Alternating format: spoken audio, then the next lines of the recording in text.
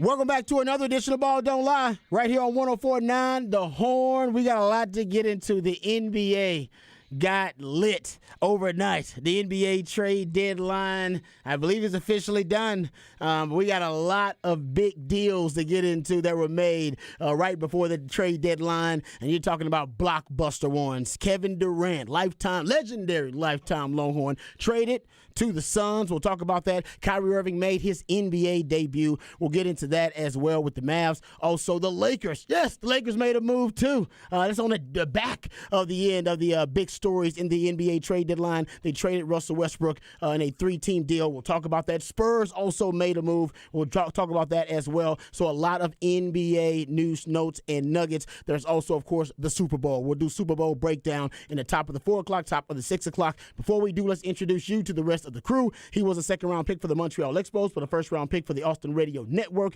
He originally committed to the University of Texas, but decided to forego the 40 acres and chase his dream and the cheese. Pimping ain't easy, but for this man, it's a breeze. Mike Hardball Harge. What's going on, brother? This is supposed to be the time of the NBA, and it became that. Man. But just think, the NFL said, you know what? I'm going to mess up your couch. I'm going to still be in the middle of these stories, but right now, the NBA has taken over. Give him props. And I got to give it to him because I've been excited since last night when I was watching it. I woke up in the middle of the night and saw KD was going to the Phoenix Suns. Woo. And I told my wife, I said, you got to change jerseys. You've been up late. I've been late. That was because I had to go to the bathroom. Bro, I had to go to the bathroom in the old middle man of the problems. night. Old man problems. But let me talk about my man that sits across from me every single day. He hails from H-Town with the Get Down. He's a lifetime Longhorn and a proud card-carrying member of DBU.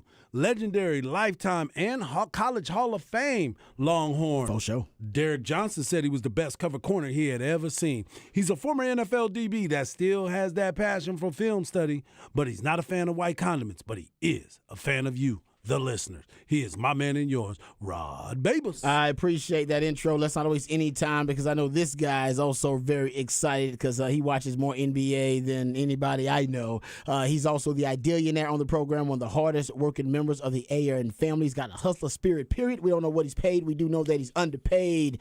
He is Patrick Davis. What's going on, brother? Man, that was a fun couple hours right there. Yeah, man. It got heated. It was lit. It was lit. As the young folks would say, right before the NBA trade deadline was done. And, yeah, several moves. We talked about them. We'll get into them. But I think you should start with the biggest of those moves, the blockbuster move, which was KD going to the Suns.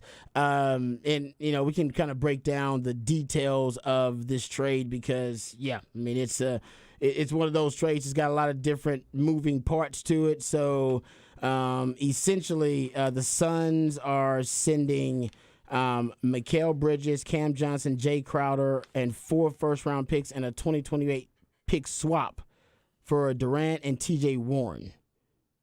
And that's headed back to the Suns. Yep.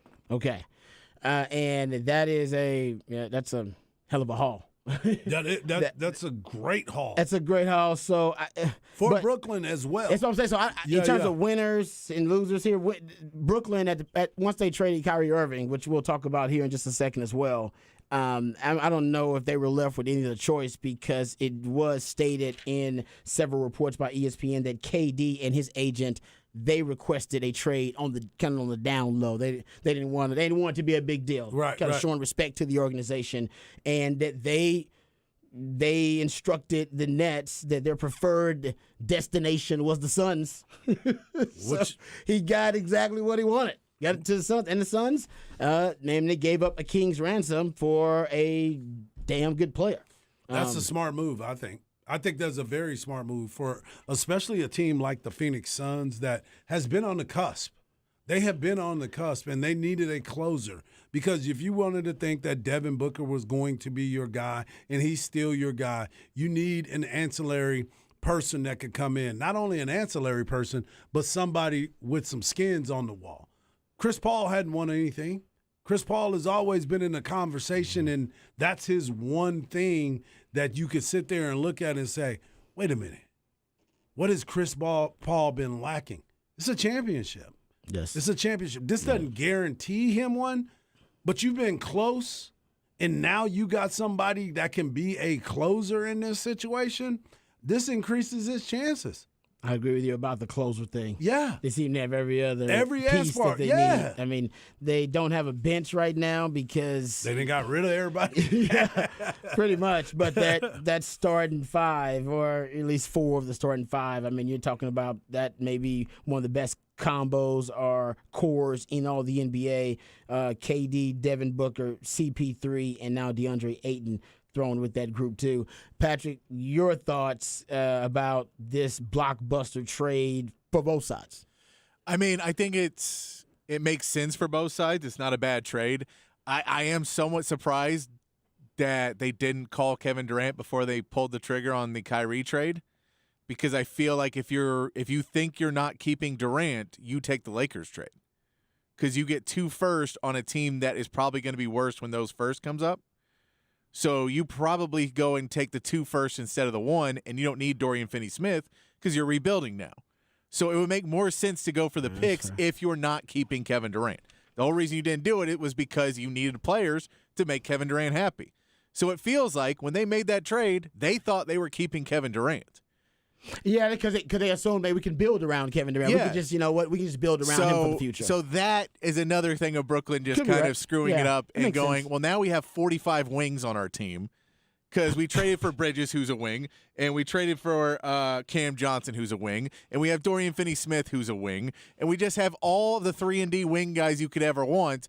And Ben Simmons, who is a 6'8" guard who can kind of play, he can't shoot threes, but he plays D. So we're going to have a really good defense if you are around 6'5" to 6'9". Watch out.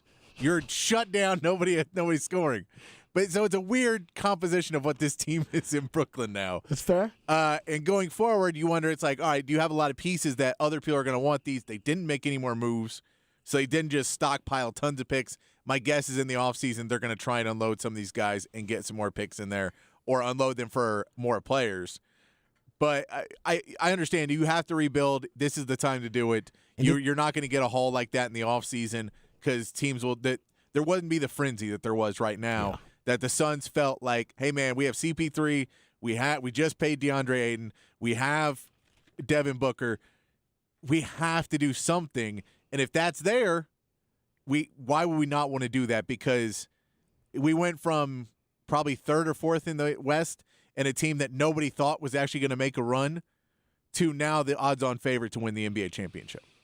Yeah, I mean, there are a lot of people that are really high on the Suns right now, and they should be. The Nets, let me give you guys' thoughts about this. The Nets essentially traded away Kyrie, KD, and Harden. Now, the experiment totally failed, and now we've seen it all in shambles. They traded for 6 first-round picks total: Seth Curry, Andre Drummond, Cam Johnson, Mikal Bridges, Spencer Dinwiddie, and Dorian Finney-Smith.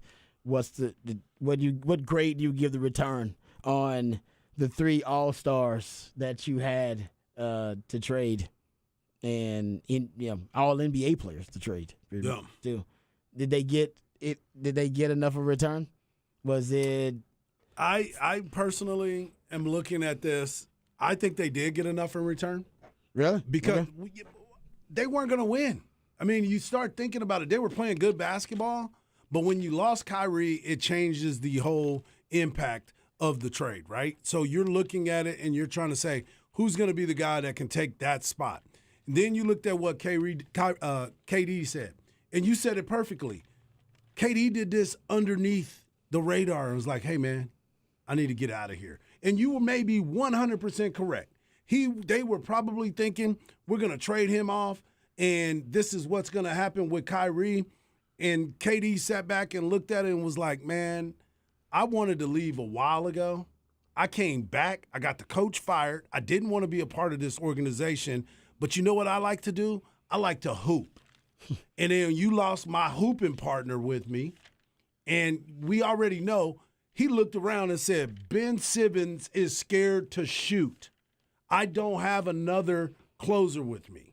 So for me, my best attribute is me scoring, and I want to go and be a person that can be just a blend-in guy. KD just want to play basketball, yeah, but he's also a closer.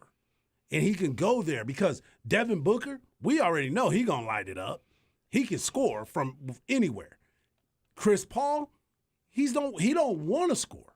He's gonna be the facilitator. He's gonna be the captain. He's gonna be the leader because you know what KD doesn't want to do? Lead. So No, you that's put fair. me with a team Yeah. like that and let me go. And to your point, he might have wanted to go to LA, but he really didn't want to go. Well, to Durant LA. didn't. That's what- Kyrie did. yeah. I You think know what I'm Kyrie. There was points Kyrie wanted to. I don't think Durant ever did. Kyrie was not going to that ownership was not going to adhere to anything No, Kyrie wanted to the do. reports were they were not going to They were trade not helping him you out, to bro. the Lakers. That'd be the one team Yeah. they weren't going to trade him to. Exactly. But your point is well made, Harge. That unfortunately, and Kevin Durant is a phenomenal player, one of the all-time greatest Absolutely. players in the history of the NBA. But it's crazy to think you can't build a franchise just around KD because I'm not sure KD wants that. I think KD's he's a lot more comfortable just being, added to the construct of a team that already has, the pieces in place. They just need something to push them over the top. And he's that dude. Which was he's that's that what he dude. was with Golden That's State. He's like, right. no, they got everything good. They Yep. got leadership. They already got, won. Got leadership. Got good culture. Got got superstars already. They just need that one added piece that makes them unstoppable, Yep. almost indefensible, and that would be him. And because there's a lot of responsibility, heavy is the head that wears the crown. That's so there's a lot of responsibility with someone building around you and you being the guy. And yeah, he doesn't want that. At all. He doesn't. Even with the Nets, he wanted Kyrie to kind of take on some of that role of being that guy. And then you throw in the fact of, and when you look at the actual return on paper, this return for the Nets is terrible. In reality, when you take into account availability, this is three guys that they got with Harden, Kyrie, and Durant Yep. that just were not available. They were not available, and they all would be available at points, but you're like, man, we need you playing 75 games a year. 75. Yep. There's 82 games in a season. We're going to say you're going to have some beat up, and you're going to miss a couple games. But we need 70 to 75. And y'all are coming in all around 45 to 50. And so y'all are never on the court together. So when you look and you go, well, we can't put together a winning franchise because we're praying that this is in the playoffs we get some of those games together. But we have no chemistry, no time to get together and play. And so a Durant team, one of the problems, even I agree with you that he is not a great leader of men. Yeah. And he is not someone to put that together. But his availability as he gets older, and he's only going to play in 50 games a year. Yep. You can't build a team around a guy who's on the court 50 games because that means 32 games a year. At like around 30 games a year, almost half of your season, you're going to have to figure out what to do without him. Yep. And I love KD, and believe me, I know if he could, he would play 90 games a year. He'd play 100 games a year if he could. He loved I know hooping. he would. He loved hooping. But his body is just not able to do that. So if you say, hey, man, availability is going to be a problem, let's put him on a team with CP3. Let's put him on a team with Devin Booker. Let's put him on a team with Aiden. Now, for the Suns, they're going to run into the problem of there's only one basketball. And they're going to have to figure that out. CP3 is really, really good at that. But I'm telling you, DeAndre Ayton is going to be a very unhappy camper by the time they get to the playoffs. It's all right. And he's been unhappy already. He's about to be much more unhappy because he ain't touching the ball. And do not be surprised if DeAndre Ayton tanks a game in the playoffs. He's just a 1 year And run, I don't think baby. they're doing. Yeah. I get it, but I'm just saying, don't be surprised if DeAndre tanks it and they have to get rid of him in the offseason because he demands a trade because he's like, man, you pay me this money now, but you don't want to. You just want to play defense. I don't want to just play defense. Yeah.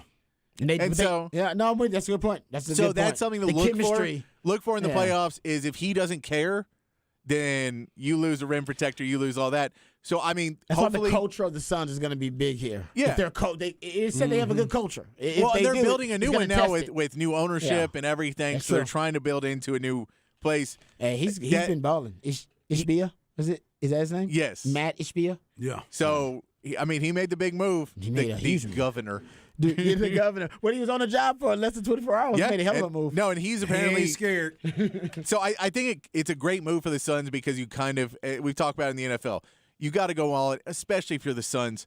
This franchise is desperate for a title, and so this is the move to try and get you a title.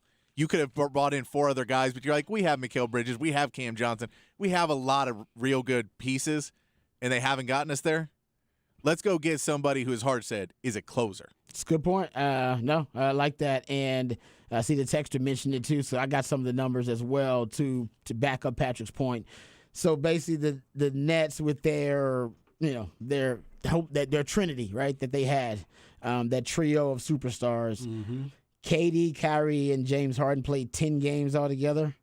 KD, Kyrie, and Ben Simmons played 24 games altogether. KD and Kyrie, 74 games played together out of a possible 206 games. So, yeah, Irving, so they just didn't play a lot together. No. You did, yeah, so I mean, they didn't have the chemistry that we were thinking that they were going to have because there was no chemistry because everybody wasn't playing together. Well, you got to spend time together to have chemistry, as you know, in any relationship. Exactly. And they just didn't spend enough time together. And with KD, I mean, it's a great point you made, Hart. He's as a leader, he's emotionally unavailable. And to Patrick's point, as a player, he's physically unavailable all the time. Yep. So that's why you cannot build a franchise around KD, even though his talent is extraordinary. Yeah, his talent says, I got you. Tremendous. I mean, you're talking about one of the greatest talents in the history of the league. Yeah, it's one of those things where you go, man, how are all these things available? Yeah. Isn't it crazy? Like, we got 3 of the best players in the NBA. They're all available? And then you go, oh, I see why they're available. Oh, that makes way more sense. Yep. Oh, no one wants to give a guy, $60 million a year to play 50 games. You meet that smoking hot babe who's single at like 40, and you go, what is going on? You are smoking hot and single, and you date her for a couple of days. You go, I get it. I know. Things have happened in her life. I understand now. Yes. Yes. Why? I get it now. Yeah. And the Nets had 3 of those girls. And they are all dime pieces. Yep. But what did I say yesterday? Hot to crazy ratio. All right? She's got to be just as hot as she is crazy. But when she is crazier than she is hot, then you might need to bail on the whole Some thing. things we got to adjust with. Yeah, and that can happen too. All right, let's get to the Lakers because the Lakers made a big move. This is a huge move for the Lakers, and it's a 3-team trade, so a lot of moving parts. You go. The Lakers are going to get Malik Beasley and Jared Vanderbilt from the Jazz. Also, the Lakers are sending Juan Toscano Anderson and Damian Jones and their first-round pick in 2027 to Utah with Russell Westbrook. And Minnesota involved in this deal is getting Mike Conley and Alexander Walker from Utah, along with 3 second-round picks. Yep. That's a lot. I'm looking at the Lakers as winning this trade. You love it? They won this trade. And here's the other part. Russell Westbrook might get bought out right now. Oh, he's getting bought out. Yeah, he will. He ain't getting on a flight to Utah. Exactly. He don't need to get on the flight. He ain't playing there. It's understood. He's getting bought out. Hey, John Wall, don't get on a flight to Houston. No. These guys ain't going anywhere. They already lit up a dumpster down there. They already lit a match in a dumpster. Players in like Houston. that though, right? If Send my agent, negotiate my buyout. Yeah. Did I get my free agent again? Because the rumor and then I has get a pick in the buyout market. the rumor has it that the Bulls want Russell Westbrook. The Clippers also want Russell Westbrook. Paul George is fighting for him. That's Remember, right. Paul That's George played with Westbrook in Oklahoma. Like, I'll tell you, that would be interesting. This trade, the Lakers win. They needed to make a move. Yep. In the offseason, people were saying they need to give up 2 first to get rid of Russell Westbrook. They gave up 1 and add D'Angelo Russell. Yeah. So a huge win for the Lakers on this trade because they were basically sitting at a point giving up more than that to just ditch Russell Westbrook. Yeah. Now they're able to bring in another player who can help them out. And then they go make a trade, Patrick Beverley for Mo Bamba. Yeah. What a good. This is another the great best trade deadline the Lakers have had in years. Yeah. To go and add Mo Bamba, who, yes, you're going to have to figure out what you're going to do in free agency, but now that you made the Russell trade, you're probably not going to be able to really free up cap space. So might as well go ahead and get another guy, maybe pay Mo Bamba if he works out there, add another center into the Lakers, an actual center they can play that can also spread the court and shoot threes for LeBron. So I love that trade as well. And you get rid of Patrick Beverley, who, yes, he is a good defender. He pushes the ball. He's a locker room cancer because he is the type of guy that nobody trusts in that locker room. He makes everybody act like he's a victim. So he walks in and makes everybody have victim mentality. Yep. And that's why you saw the Lakers get even worse. LeBron's always been someone to complain to the refs. It has stepped to a new level this season with Patrick Beverley on the roster because those two guys can sit in the locker room and go, "Can you believe it?" And they're the leaders. Yeah. Yeah. And so it's just he's not good to have in a locker room with guys like that because they all felt like they were getting disrespected. And you're on the Lakers. You can't walk around in the Lakers. No one likes us. We're only the most popular franchise in basketball. Sounds familiar. Anyway, So now continue. he's going to Orlando. I digress. I wouldn't be surprised if he gets bought out as well and ends up somewhere because Orlando has had no real need to put that guy with a bunch of their young players, Yeah. their new young core, and expose them to that mentality. So it wouldn't be surprised if he'll be out there. There's going to be a ton of people on this free agency buyout market, and that is going to be something fun to watch in the next week and a half as all these teams that are kind of missing a few role players and missing depth, like the Lakers right now, really still don't have a starting shooting guard. Austin Reeves is probably your starting shooting guard right now, but they have a good rest of their lineup. They have a better rest of their lineup than they had before with Russell, LeBron, Mo Bamba, and Anthony Davis. Much better lineup right now, but you're still going to need to add in a couple more pieces, and there's going to be a number of guys that get bought out and are available to bring in. I mean, D'Angelo Russell right now having a career season from the 3-point line. Yep. That's money for the Lakers. I mean, there. look, Malik Mo Bamba, Beasley, Mo 6'9", Bamba, he can shoot too. Mo Bamba can shoot. Mo Bamba's a beast, man. But Yeah. that's the thing is now when you talk about letting LeBron drive to the paint and kick out and have shooters, you've added so much more to that. So it just makes the game so much easier that this Lakers team changed from a team that had no identity and no look like they could do anything to, all right, you're still not the best team in the West. It's still going to be a very big climb for you to get, but you're a playoff team now. Yeah, You're a LeBron team now. You're not you're now not probably the worst team LeBron's been on since early Cavs. when you build a team around LeBron and make it compatible with LeBron's skill set, he can take almost any team to the playoffs, and they can be built around a bunch of no names. It really doesn't matter as long as they're compatible with what he's doing. Russell Westbrook, not that Russell Westbrook is trash or he's done. I'm not in that crowd either. But he doesn't mesh well. He's not compatible with what LeBron James wants to do because he can't make those shots. No, and we can't make open shots. And we've seen Portland is basically out now. They are low-key sellers in the market, so that's another team who is not going to be trying to make a big playoff run. And yes, they have Dame, so they're always going to be around. But there's more teams that are kind of stepping out of the picture now and falling down that I think the Lakers can move up into that 6, 7, 8 spot and not even have to be in the play and not be on the back end of the play-in. Yeah. Well, that's why a lot of people were trying to figure out as well is like what is going to be next for that squad. Dame Lillard's name pops up a ton every year. Yeah. Everybody talks about Dame. Is he going to get traded? Is he going to get traded? And then all of a sudden, he's never the one that's No, traded. they came out before and said he was not available. So yeah, they're still going with it. I mean, I get they want to sell tickets in Portland and trying to build in different ways. But, yeah, they had a bunch of guys whose contracts were about to come up, and they basically unloaded all of them. Yeah, the NBA loves expiring contracts, too. Matter of fact, D'Angelo Russell and Russell Westbrook both expiring contracts in that trade. Spurs made a move as well. They agreed to trade Jakob Puerto, the center, to the Raptors for Khem Birch, an unprotected first-round pick and 2 future second-round picks. And now – I'm hearing it's top 6 protected is what I'm hearing. Oh, okay. So it will be protected, which makes sense. But it's top 6 protected, it's I protected. believe. Oh, sorry, I apologize. It is a protected first-round pick. And remember the Spurs basically acquired Puerto, for DeMar DeRozan in a first in 2018. So send him back. Return to sender. Pirtle was part of the Kawhi Leonard trade.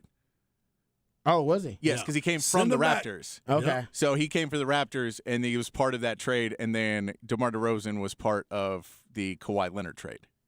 Okay. It all comes back. So they were both part of that trade, the Kawhi Leonard trade. Yeah. So Yeah. Okay. Yeah. All right. So in is it just a big deal or a 3-team deal? I can't remember. It was I 3 think or 4. it was But a yeah, three. but he It was was part three. of that. Yeah, he was part of getting when they traded Kawhi up to Toronto. Okay. He came down to the Spurs. Toronto still liked him, so they went and got him again. Spurs get a bunch of picks. Khem Birch, he's a 30-year-old guy, kind of rotation center. I doubt he'll suit up for the Spurs, but maybe he'll end up playing a few minutes. Then the Spurs also traded away Josh Richardson. They get Devontae Graham back, who is a 27-year-old, can score all right. and then 4 second-round picks from that. So adding more and more and more into their picks. Man, Yeah. 13 first-round picks through 2029, which is a lot of first-round That's picks. a lot. I mean, when is so is that basically all this is to try to get Wembanyama? You're hoping you get Wembanyama on your own, and then you have Just other try to- pieces to trade because now you're saying we have more and more picks.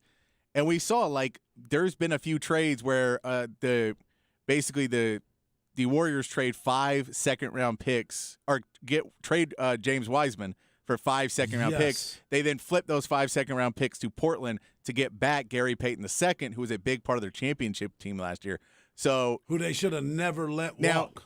but those are all Well, seconds. Seconds yeah. not hugely valuable, but if you go 5 of them, then people are like, look, like you always say, Rod, they're lottery tickets. Man. And Yeah. so those are That's a lot cheaper of lottery picks. tickets, not that. But the Spurs right now and They're OKC scratch-offs and right Utah and now Brooklyn, man, playing the lottery. That's You're a just playing. lot of picks, man. Scratch off. Yeah, and I believe behind the Rockets, I guess they're second right now in the draft odds, the draft lottery odds. Yeah, and I mean the Rockets just made some moves. They trade off Eric Gordon.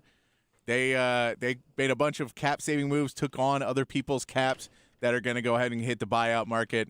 But they're gonna in benefit, full though, on from- tank mode as well. They're going to benefit from that Brooklyn, basically the Brooklyn tank. Oh, huge. From the Brooklyn rebuild, if you want to call it a Huge. tank. They're going to benefit from that, right? Because I believe they got 2 future firsts They from got the so Brooklyn many, Nets, and and then they got 2 swaps. Yeah, no, they're Future going to do swaps with quite the well Brooklyn in Brooklyn. Yeah.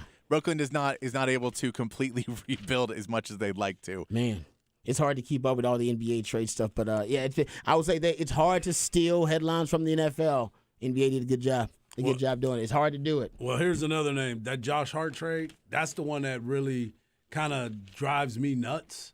Is like, how do you trade a guy that's been a valuable part of your success in Portland, and you traded him during warmups? They were in the middle of Yeah. the layup line. Hey, man, pull you out. Yeah, and like, hey, man, you just don't worry about doing the dunk line right now. Just get yourself up out of here, dog. Yeah. They didn't want to pay him. Yeah. They They were not didn't going to wanna pay him, Yeah. and so he goes over. Big pickup for the Knicks there to add another 3-and-D guy and someone who can play over there with Brunson. Brunson gets the news. He's Former like, teammate. they're teammates at Villanova. Yeah. So when Brunson comes in, he's talking to everybody about he's like doing a jersey ceremony, and someone walks over to him on the phone. He's like, "What?" Yeah. I saw that video actually on Twitter. I believe. So a fun thing, a good move by the Knicks. Yeah, that's rare. That's words you don't Hey, hear. you don't hear hear those good words move very those often. words Hey, out, that right? Brunson Good move by deal. the Knicks. That Brunson deal it turned out to be a good deal. He's playing Yep. well for him. Yep. So the Brooklyn still owes Houston their first rounders in 2024, 2026, and the pick swaps were in 25 and 27. So, I like it. man, and of course, everybody wants Wembanyama.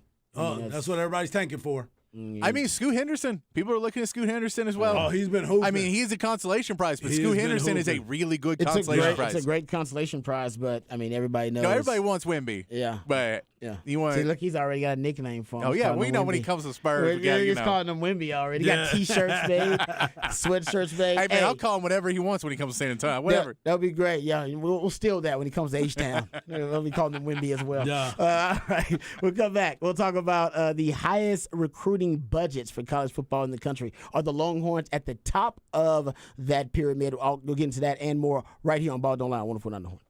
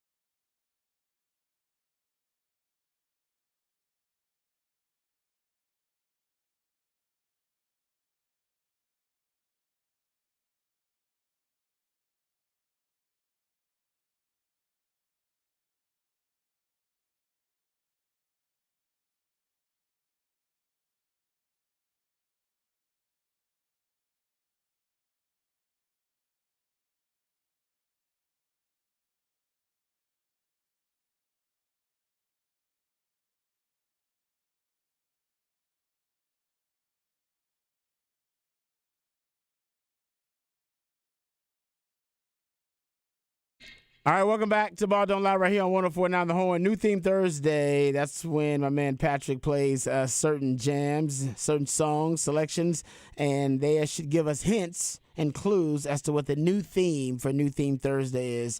And, I don't know, candy? Valentine's Day candy? No, not Valentine's Day. I don't know. That's all I got right now. Yeah. Willy Wonka and the Chocolate Factory? No. Dang it. That was good. Dang it. That's all we got right now. Is this the year that Candyland came out? Remember that game, Candyland? Yeah. The Rat Pack? No.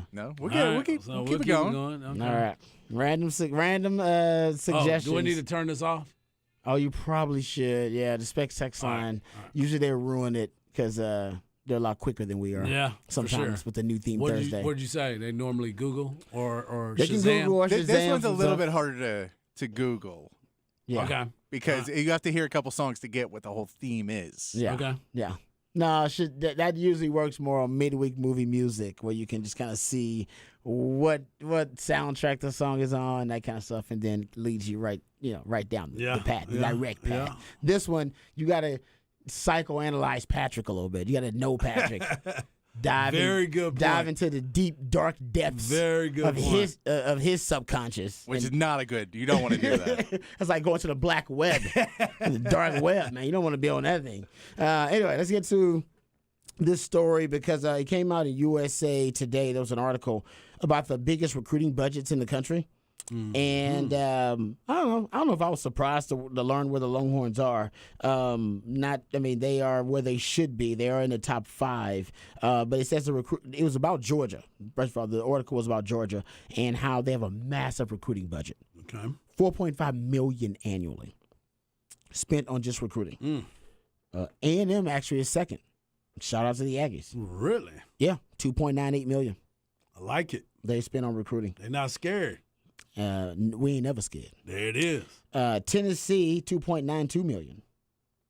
And Like that. They've been doing well. They have been doing well. They have been doing well. You've seen the fruits of their labor. And then Texas at $2.44 million is there. Well, remember, So they're there was fourth. people that were putting out articles talking about how much money Texas spent on the recruitment weekend of Arch Manning when they did the pool parties and all that other stuff. One weekend, they were talking about it. I was like, man, that's what they supposed to do. It ain't Texas' fault. Inflation is at an all-time high. Exactly. Stuff is expensive. They can't stay where they need to It ain't our be. fault a cake costs $600. There it is. I like it. But Texas is a bit ahead of Bama and Michigan.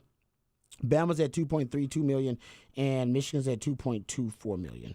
So you think Texas should be higher, lower? No, they're just right. They just right? They're just right. Okay. Yeah, I think so. Top 5. Because if you're Top 5. think about it, if you're in the top 5 and you're still getting that high recruiting class, you're doing just fine. Yeah, you're getting return on your investment For because you sure. are getting the higher ranked recruiting classes. Now, we've seen there's something lost in development, if you will, with the program, but Sark did a really good job this past season in developing the talent they had on campus. But that's a different discussion. Yep. This is about recruiting. Recruiting is about getting those prospects on the campus physically to sign their letter of intent. And Texas has done that really, really well. And that is a part of the Shakespearean tragedy of Texas football, actually, is that they are spending a ton of money, but you're not ultimately getting the results you want. Right. You're getting your return on investment because the guys are coming on campus, but the results are you want that to translate to wins. Yep. And it's not translating to wins because something is lost in the translation, if you will, and its development. That's what's kind of been lost, and that's what you got to fix. But Georgia, A&M, Tennessee, Texas, Bama, Michigan, they're spending a ton of money. Those are the teams that spend the most money in recruiting in the country. And Georgia, it makes sense that they are dominating college football right now and have won back-to-back championships because they're spending big money on it. And not only that, I mean, when you're spending that type of money, you're getting top of the line recruits and you're getting them in back in every single year. Yeah, now this and is it's not giving you a chance to be able to get that. Yeah, so I don't want people to think what they're giving this to recruits. No. This That's how is much you spend for the hotels, the families coming in, There you go. the food, Yes. the catering. Your recruiting the personnel, party. the Yeah. personnel that you Yes. bring in to help recruit, your Yeah. support staff for recruiting, all that kind of stuff. So to just, make other this ain't the schools look collective. worse. yeah, just To in go, case, yeah, to go, hey man, what did they do for you over at Florida? Yeah, exactly. Oh, that? yeah. Here's Yeah. an ice sculpture. Yeah, exactly. Yeah. When you get you get somebody to skywrite their name, all right, when they Exactly. come out. And Oh, you didn't see- get picked up in a and see the Lamborghini? stadium, yeah, that kind of stuff. So yeah, there you go. In the NIL world, I know people might get mixed up, but that's the recruiting budget. I No, should say. you're right. Yeah. You're right. But NIL is certainly different, and The game Texas, has changed quite a bit. The Yeah, you- collectives and everything that's involved with it. Texas One Fund, and then you heard about Miami and what they've been going through. I mean, it happens all over the country, but the way that you can get into that conversation is by spending the money to have people come and hang out during that weekend on recruiting. Yeah, So that's the most important part. it takes money to make money. Yeah, it is. I mean, that's the golden rule, as you were talking about yesterday. Yeah. Why not just say it's the golden rule? Yeah, That well- is the golden rule. Because the golden rule should be the golden rule, but you're right. The Yeah. golden rule is the person with the gold gets to make the rules. Yeah. But it's interesting though that you start to see these teams that are in this top 5, top 6. They haven't consistently been winning. Texas A&M. I mean, I think they want to see more wins from Texas A&M. Tennessee just started to break through a little bit. It just happened for them. Obviously Bama's been winning for years. Texas, of course, they haven't broken through just yet. Starting to see signs of promise. In Michigan, Jim Harbaugh. Remember a couple of years ago, Jim Harbaugh was having to take a pay cut. Yeah. Right. Because he wasn't living up to expectations. And now he's trying to get that money back. He's trying to recoup. He is trying to Yeah, recoup he's some of those because funds. we done been to the playoffs a couple of times. Yeah, Well, now they're riding high. They really are doing a really good job. But yeah, I mean it's that's what big time football is about. It is about big money, and that's why you're starting to see more of a separation of the have and the have-nots. That'll continue to happen. Those dollar figures are huge, and to see what Georgia's doing, it makes sense. And basically, Kirby Smart took what Nick Saban was doing and decided to turn it into some type of recruiting monster. Basically, he did everything that Nick Saban did, but he decided to multiply it. yeah. To do it exponentially. So yeah, he's doing it at a whole different level right now. Now everybody's catching Kirby Smart in Georgia. Yep. That's the game. That's what. Everybody's out. You want to be the one you're the one that's being chased. Yeah. Right? You want to be that one, but he'll let Okay. you know. We're not the one that's being chased. Yeah. We're the ones that's out here. Yeah. Like he was We're yelling doing at hunting. everybody. We're doing the hunting. Yeah. No. Like, golly, okay. Well, it certainly looked that way. Exactly. In the national title game versus TCU. Exactly. So there you go. Recruiting budgets, Longhorns where they need to be, and another great class in the 2023 class for Texas. I'm all in on it. Yeah, it's a good class. Yeah. I mean, Texas, but we say that almost every year about Texas. We should. That it's a really good class. And Yeah. you should. Like I said, Chris Rock always had a great saying, you shouldn't get credit for stuff you're supposed to do. There it is. And at Texas, you're supposed to have a really good recruiting class every year. every year. Yep. Every year. sport. But see, that's, and, so I have a lot of respect for the programs that are doing more with less because not everybody can afford to spend like these programs are spending. When you spend that kind of money like Georgia, A&M, and Tennessee, and Texas, and Bama, you better have top 5, top 10 recruiting classes. Yep. Why are you spending all that money then if you're not? Very true. Every program can't afford to do that, so they got to be a lot more frugal. And they have to be a lot more judicious about their spending and about what they're spending money on. And they got to find the diamonds in the rough. And for Texas, that's not really the case. You can just, you can afford to be able to have your pick of the best players in your region, hell, sometimes in the country, depending on where you're recruiting. So for Texas, it really, I mean, that's a huge advantage. This is where they should be. This is the big money game. That's why they're going to the SEC. That's a big money league. But man, got to start translating into wins. It's all about the dubs. It's all about the dubs. It's got to start translating into wins for A&M. I was surprised A&M was number 2 on that list too. Well, I mean, he already told you. I mean, we got enough land out here. We'll do whatever we want. They spend a lot of bread. They man. spend a lot of bread, but It's a it's lot of not bread. translating, and that's why the people are getting not restless. So They it are. goes back to your point. It's like, okay, if we're going to spend all this money, we want our return to look like the University of Georgia. Mm-hmm. We don't want we don't want it to look like what A&M has been the last few years. Texas is trending in a different direction. Alabama is Alabama. Tennessee, they showed up big, and if their quarterback doesn't get hurt, they're probably trying to play for the playoff. That's a good point. They would have been right into the mix. So the money has been spent well at Tennessee. Now everybody's trying to pay rent right now and trying to figure out how can we get there. Yeah, that's why Texas had a no excuses point. That is, Ding, ding, what ding. Longhorn fans have thrown out there via Twitter for Texas football this year. That this is the no excuses year for Sark, and I don't know what that no excuses means for everybody. I think for every fan it's different. I think for me it's just representation in the Big 12 title. Texas should be there this year in the new look Big 12 or the 14-team Big 12, whatever it is for this year. I think Texas should be there. They're one of the most experienced teams in the Big 12 this year, too. Bringing back, 10 of 11 starters on offense? Yep. Listen, Sark's doing a really good job, but they do have to take the next step to the next level. All right, we come back. We'll get into the flex on the other side. We'll also later on get into our Super Bowl previews in the 4 o'clock. We'll talk about the common thread that nobody's discussing between the Chiefs and the Eagles. There are a lot of them, but this one I haven't heard discussed enough. We'll talk about that in the top of the 4 o'clock. All that and more right here on Ball Don't Lie. 104.9 The Horn.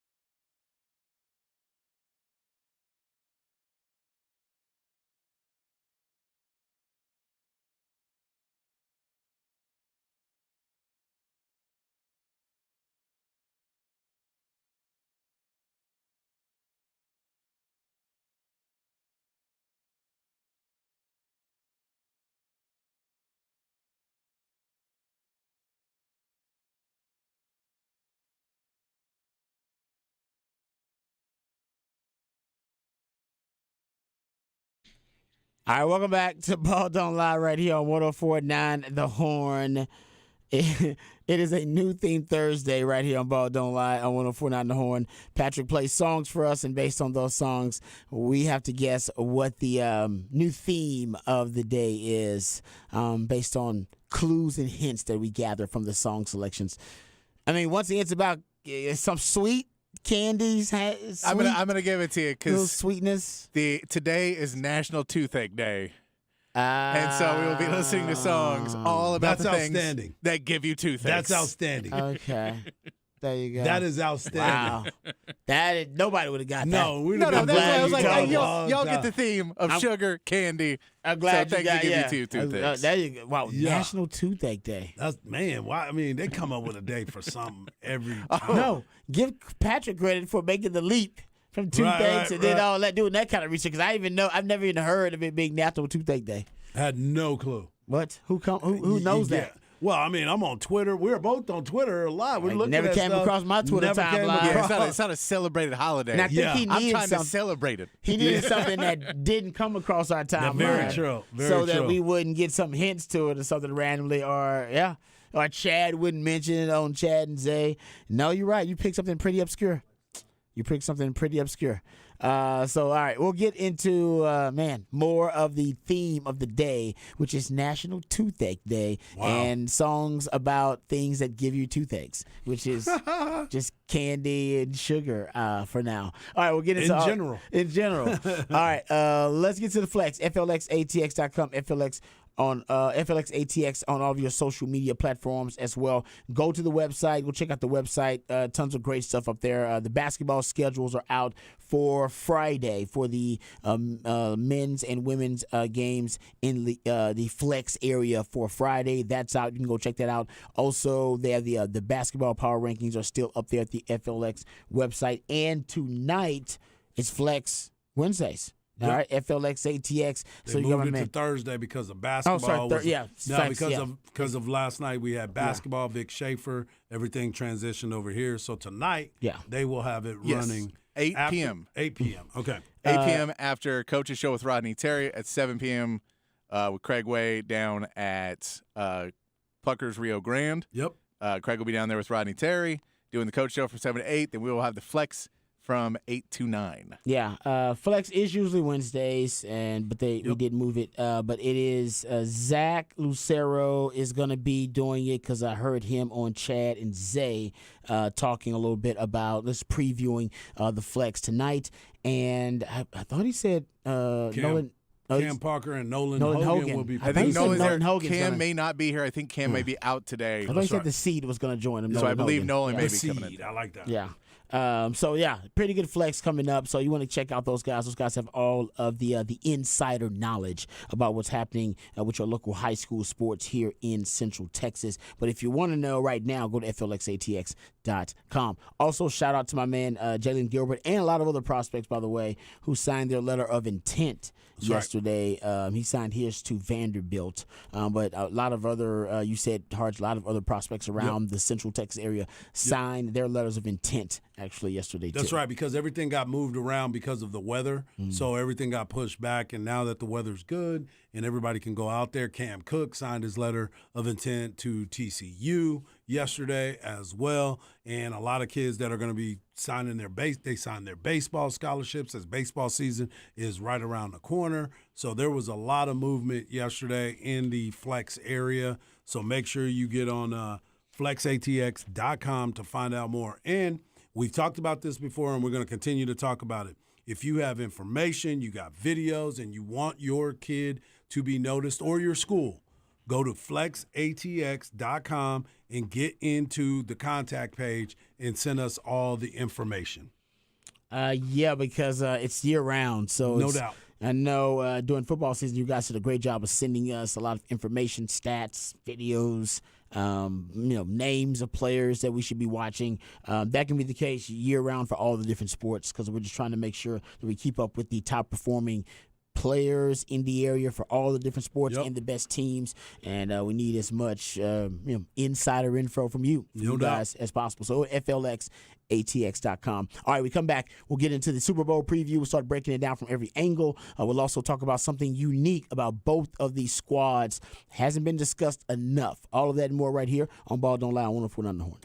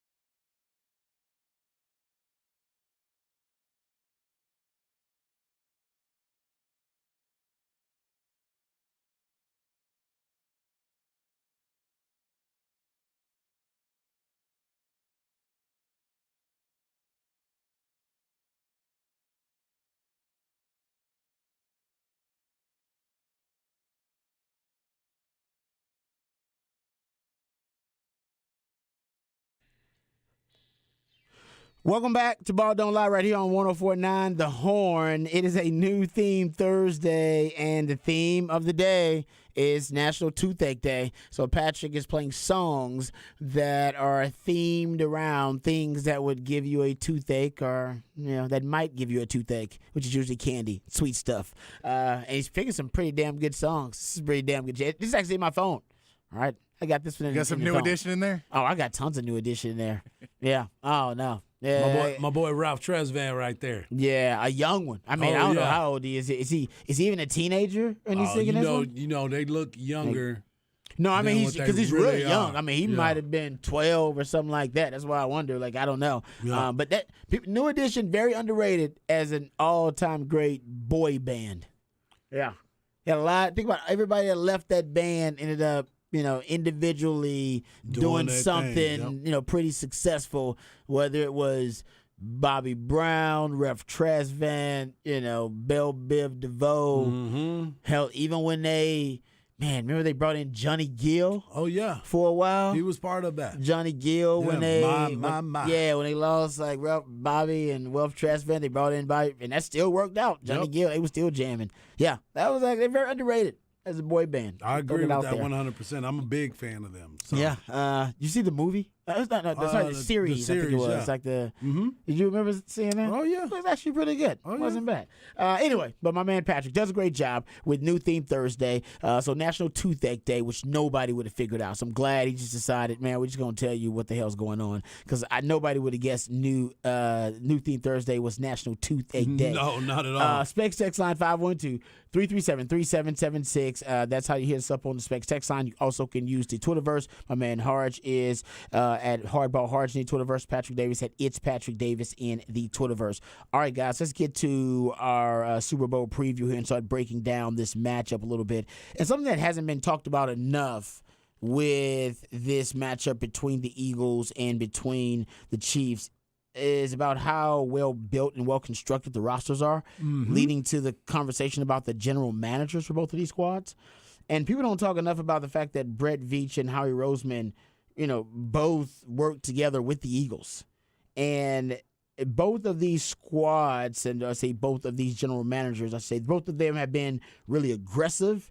And I think both of them understand what I've been talking about. I don't think they'll phrase it this way, but for me, this is how I talk about the life cycle of NFL teams now, that you have to understand you got a 3 to 5 year life cycle. And if you don't really contend for a championship in that time span, you basically got to reset things. Right. I mean, Howie Roseman took over for the Philadelphia Eagles. He took over in 2010. Had his time with Andy Reid, and that didn't really work out with him and Andy Reid. When we traded Donovan McNabb really early on, they couldn't really find their quarterback. Brought in Chip Kelly. Hell, they loved Chip Kelly for a while, and Chip Kelly had success immediately, but that he couldn't sustain that success. But there were some things that he kept from Chip Kelly actually that ended up helping him later on. They still run the RPOs. Chip Kelly was famous for popularizing RPOs in the NFL. And don't forget, the Eagles' offensive line coach they have now, Jeff Stoutland, was originally hired by Chip Kelly. He's been with that staff since Chip Kelly hired him when he came in 2013.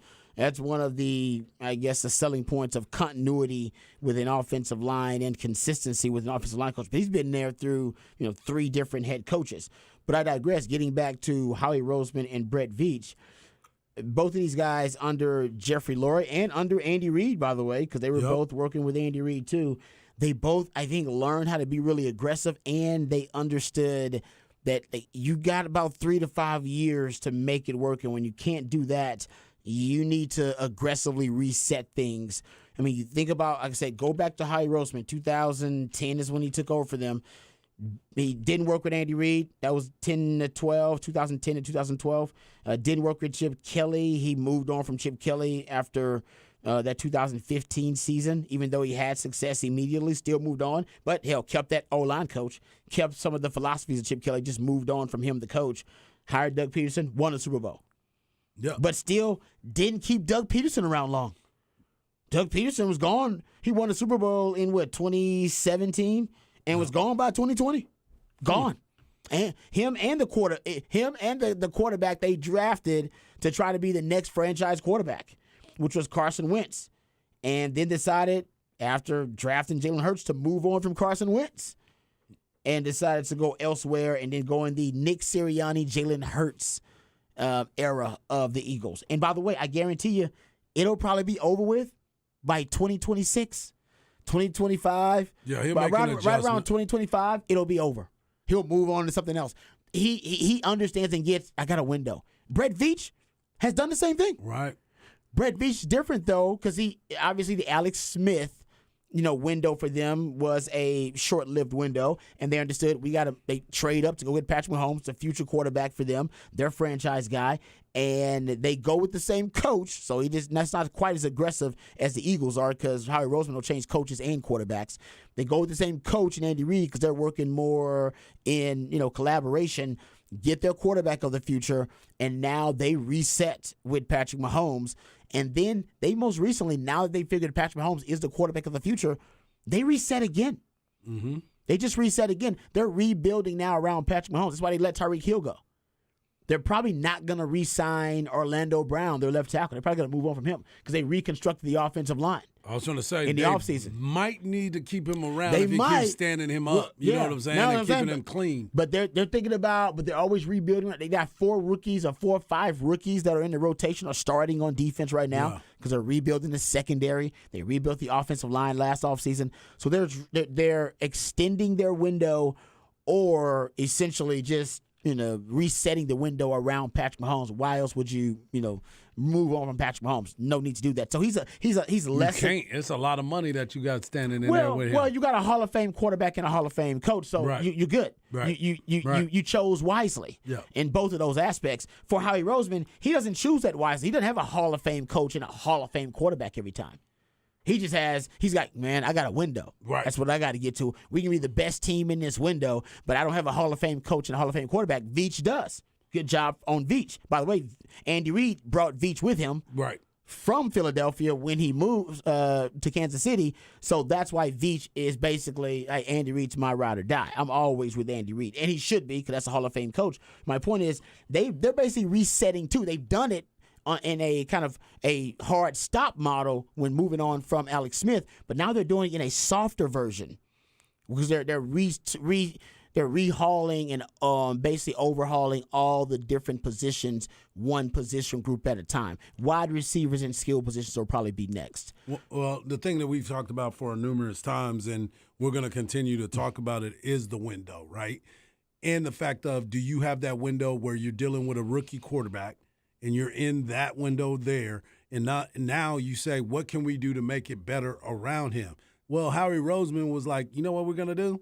We're going to go out and get A.J. Brown before the draft, and then we're going to draft well with the pieces that we're missing that I feel that can come in and play right away and be impactful. Then you bring in a coach like Nick Sirianni, who throughout this week he said, because don't forget, he was on the staff with Andy Reid at Kansas City, and he ended up letting him go. And he said that was the best thing for me at that time because it made me grow even more so. Going back to what you've been talking about some of these other players, Eric Bieniemy, and should I go somewhere else and grow so people can recognize me as something else instead of being under Andy Reid the entire time? There's opportunities out there, but I'm with you. The way that these teams are constructed, the way that they're going about their business and how they're preparing for it for the future, they're doing it the right way. Yeah, no, they really are. I mean, like I said, the Kansas City Jerry Chiefs, Jones, pay attention, bro. Yeah, Kansas City traded for Orlando Brown after their disastrous Super Bowl when they had all the offensive linemen that were injured and out. Against Tampa when they destroyed him. And then they signed Joe Thuney in that offseason. They drafted Creed Humphrey and Trey Smith, and then that's how they rebuilt their O-line. Remember, people thought it was controversial for them to let Tyrann Mathieu, the Honey Badger, go, to not re-sign him. That's why they started drafting a lot of young DBs. They decided, now we're going to draft a lot of young DBs, invest in the future, and Brett Veach has done a really good job with that. So I'm with you. I think, kind of bringing it back home, we saw that Jerry Jones, I remember reading the quote about Jerry Jones saying that he likes to think longer term. Here's the quote. And he's 80, by the way. He is 80. Anybody who thinks I won't take a chance has misread the tea leaves, but I do think longer term. And I am real hesitant to bet it all for just 1 year. There's a lot of things that can happen for that year. In essence, we're seeing a couple of teams that have had some real success putting it all out there and paying for it later in Philadelphia and Los Angeles. He said, as Philadelphia is playing for the Super Bowl. Yeah, he said that's pretty impressive to have two teams in the last 2 years empty the bucket and get to the Super Bowl. But if you miss, it's a long go. Okay.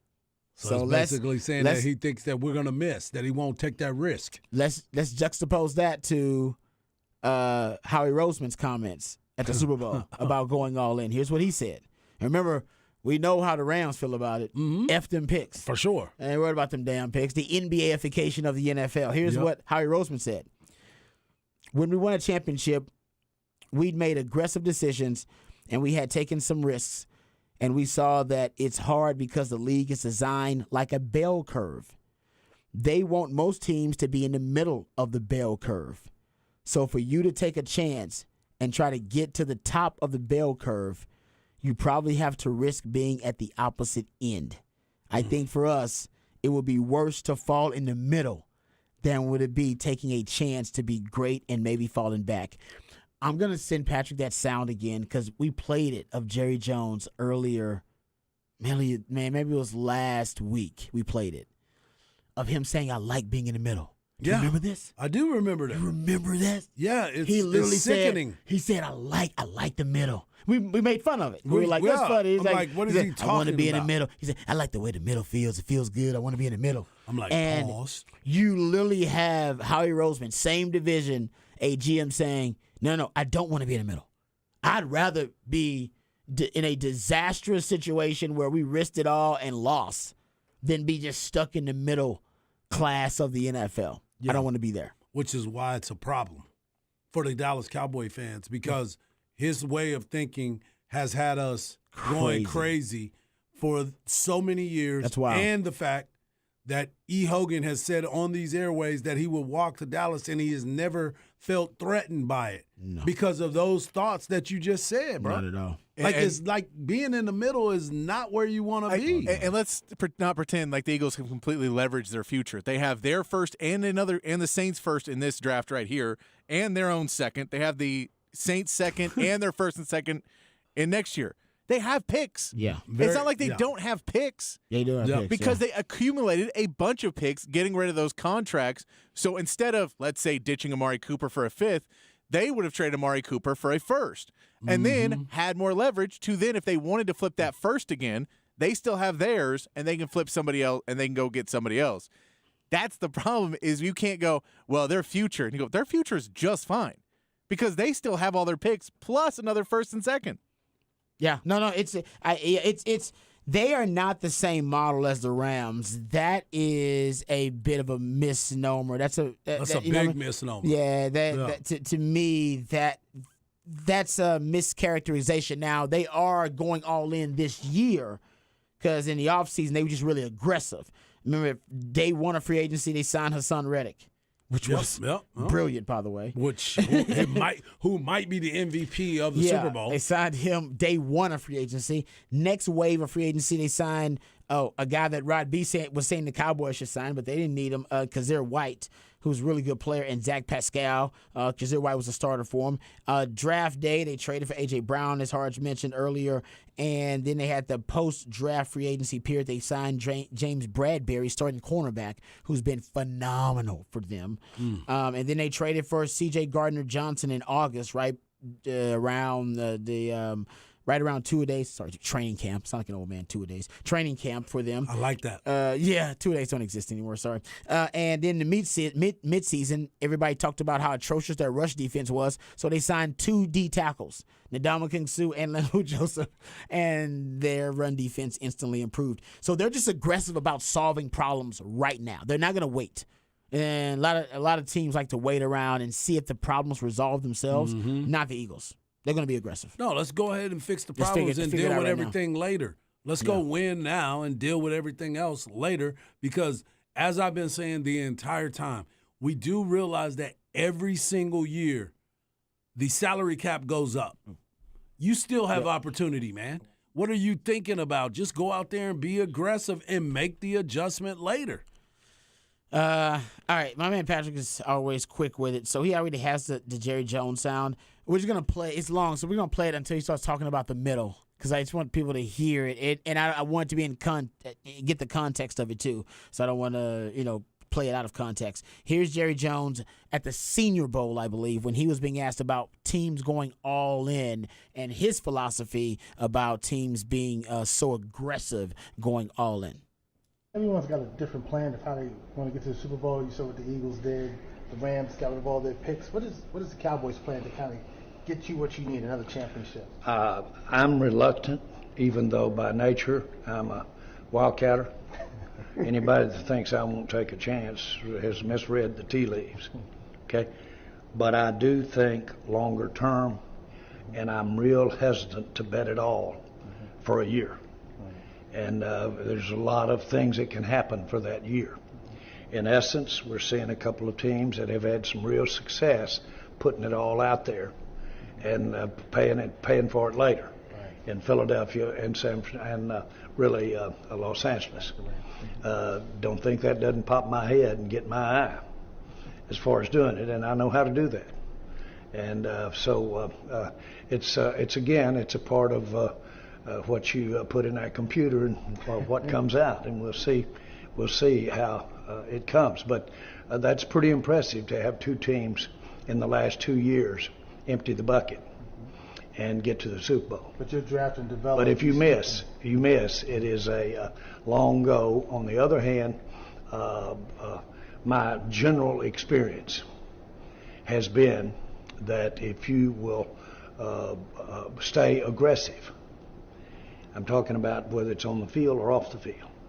If you'll stay aggressive, but then pick your shots with risk-taking. And I've spent a lot of time in my life doing that. When they cut me open, it will be all those scars, heart attacks for all the risks I took and the years I spent paying for them. Mm-hmm. And so my point is that I do know how to take risk. They're absolutely right. We have been in the middle here for a few years. I like where we are right now, more in the middle.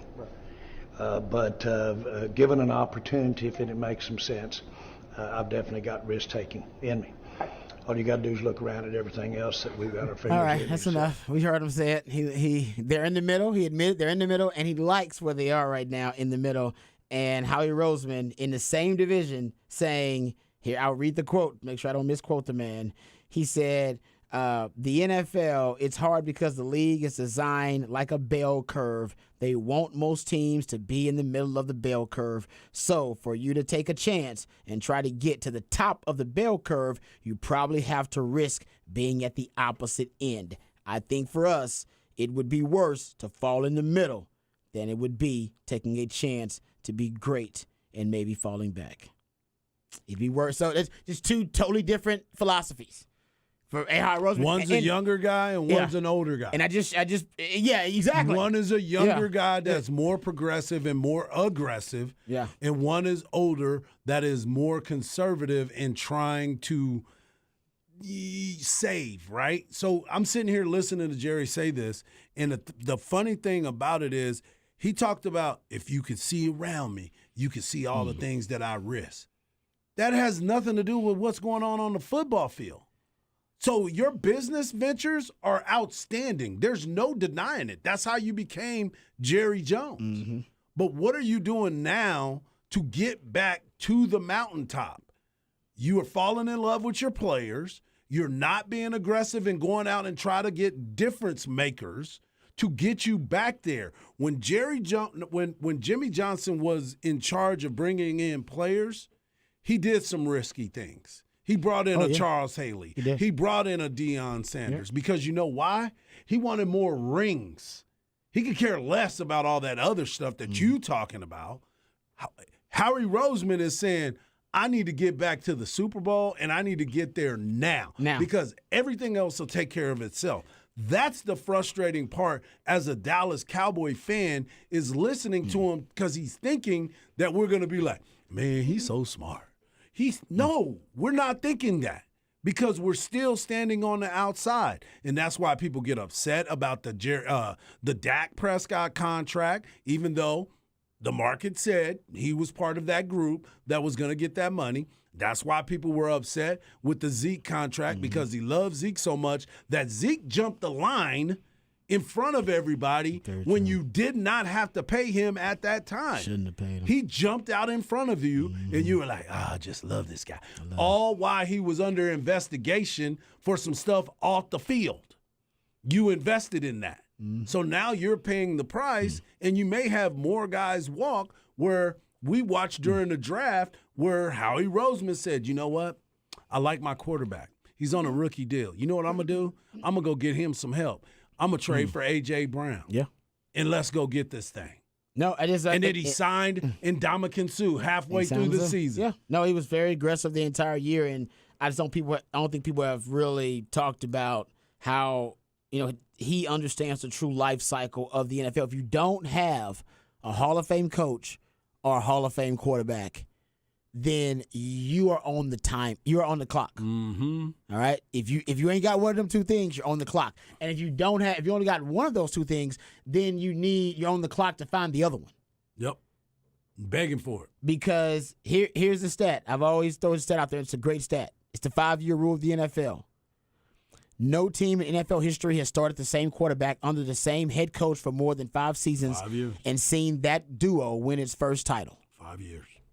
If you ain't got a Hall of Fame coach or a Hall of Fame quarterback there, and in there, if you ain't got that, you basically got about 3 to 5 year window to figure it out. And Howie Roseman knows this.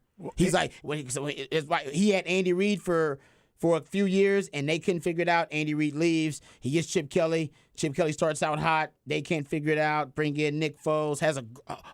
By the way, one of the greatest years in the history of the NFL for a quarterback. They think they got it. He's like, I think I got it. Turns out, didn't work out. Bring in Doug Peterson. They win the Super Bowl. By the way, bring in back Nick Foles. And then Nick Sirianni comes in. Now they're going back to a Super Bowl. And do we all think Jalen Hurts is a Hall of Fame quarterback? We don't know.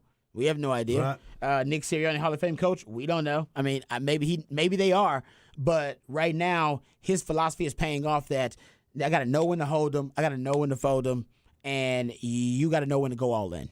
And Jerry, the last part, Jerry does not know. And again, emptying the bucket. They have more first and second day picks than you do in the next 3 years. Exactly. They did not empty the bucket. Now you can not. say they're pot committed on salaries, but so are you because you have a quarterback everybody wants you to get rid of, and you can't. You have a running back that you're finally going to be able to get rid of, but you couldn't.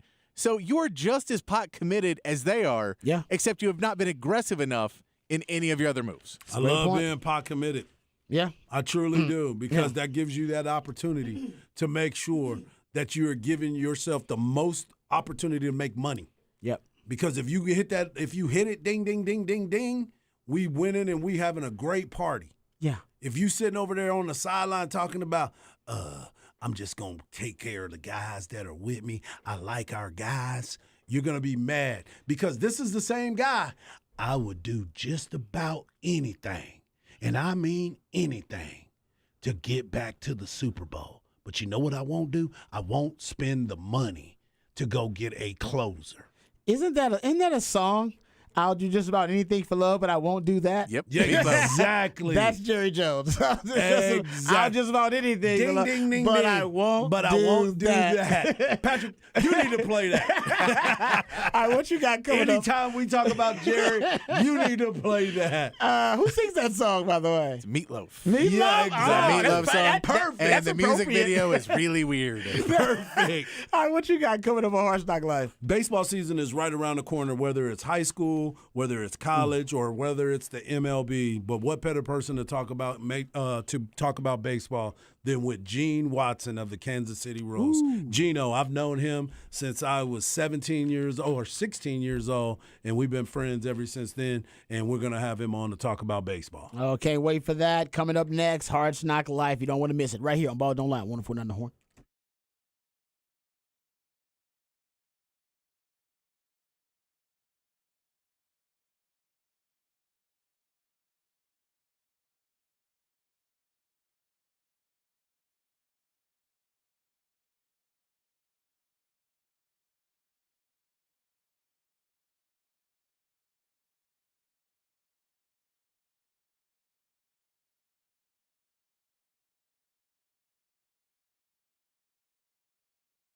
Hey, what's up, folks? Lifetime Longhorn Rod Babers here. Let me tell you about my friends. Well, they can be your friends, too. My good friends over at Apple Leasing. They're working hard for you. They've been working hard for you actually from close to 40 years here in Austin. Now, the reason they can operate for that long here in Austin successfully is because they have a great business model. Their business model is simply they're going to save you time and save you money. They know both are really valuable, and they want to make sure they save you both. That's their business. As a matter of fact, they have the ability to put you in any make or model vehicle that you want. The professionals over at Apple Leasing can help you get the price you want, the payment you want on the car that you want. And you're thinking to yourself, well, that sounds too good to be true. Well, no, it's not too good to be true. All it takes is one phone call or one click on Apple Leasing's website, and you'll get a quote on any make or model vehicle that you want.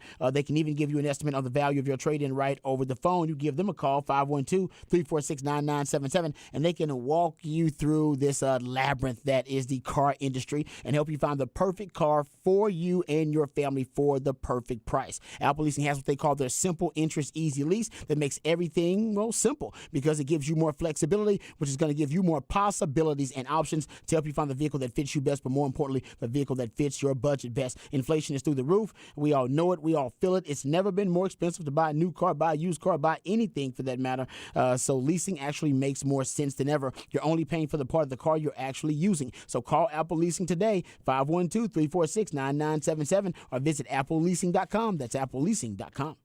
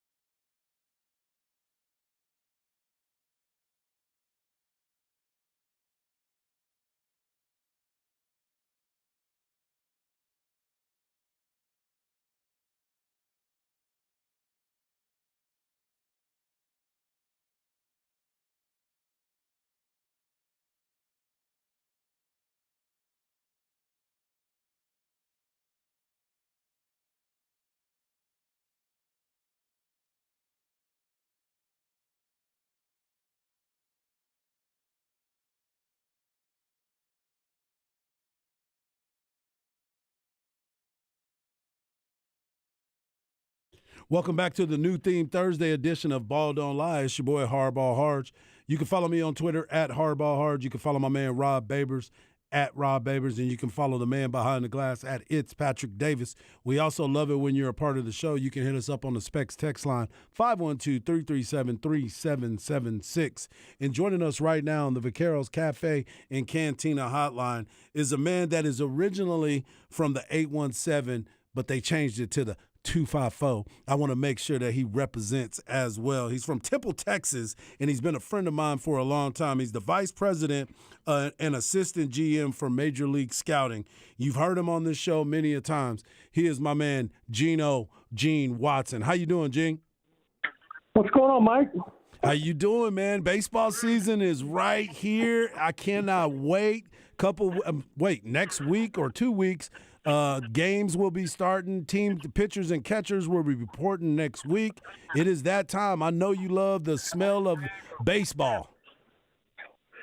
I came home today and my wife had my suitcases packed. I'm leaving Monday, and she's got them packed and ready for me to get out of town. She's had enough this winter. I was going to say, I think that's what it is. It's really exciting. It's an exciting time, and we'll be out there starting Monday with all the WBC players reporting, and it's going to be a fascinating spring with the WBC going on. It gives the league a little early interest from a fan standpoint and gets everything energized. So we're excited. I'm glad you brought that up, Gene, because the World Baseball Classic will be starting here pretty soon. And a lot of Major League teams and a lot of Major League players are going to be participating in that. What does that do for spring training with a lot of your key guys being gone? Does that give you a better look of some of your younger players that you can try to see how they adapt to the Major League lifestyle and what's going on in spring training? Or does that kind of put you guys back in trying to figure out who's going to fit where? Well, the biggest thing is monitoring your players. I mean, we've got two of our best young players, Brady Singer and Bobby Witt Jr., playing in the event for Team USA. So you want to make sure that they are ready to go, prepared to play physically, but also don't amp it up too hard where they get themselves hurt, because this is kind of a very tedious time. The players want to be a part of it. It's an unbelievable event. It'll be my fourth.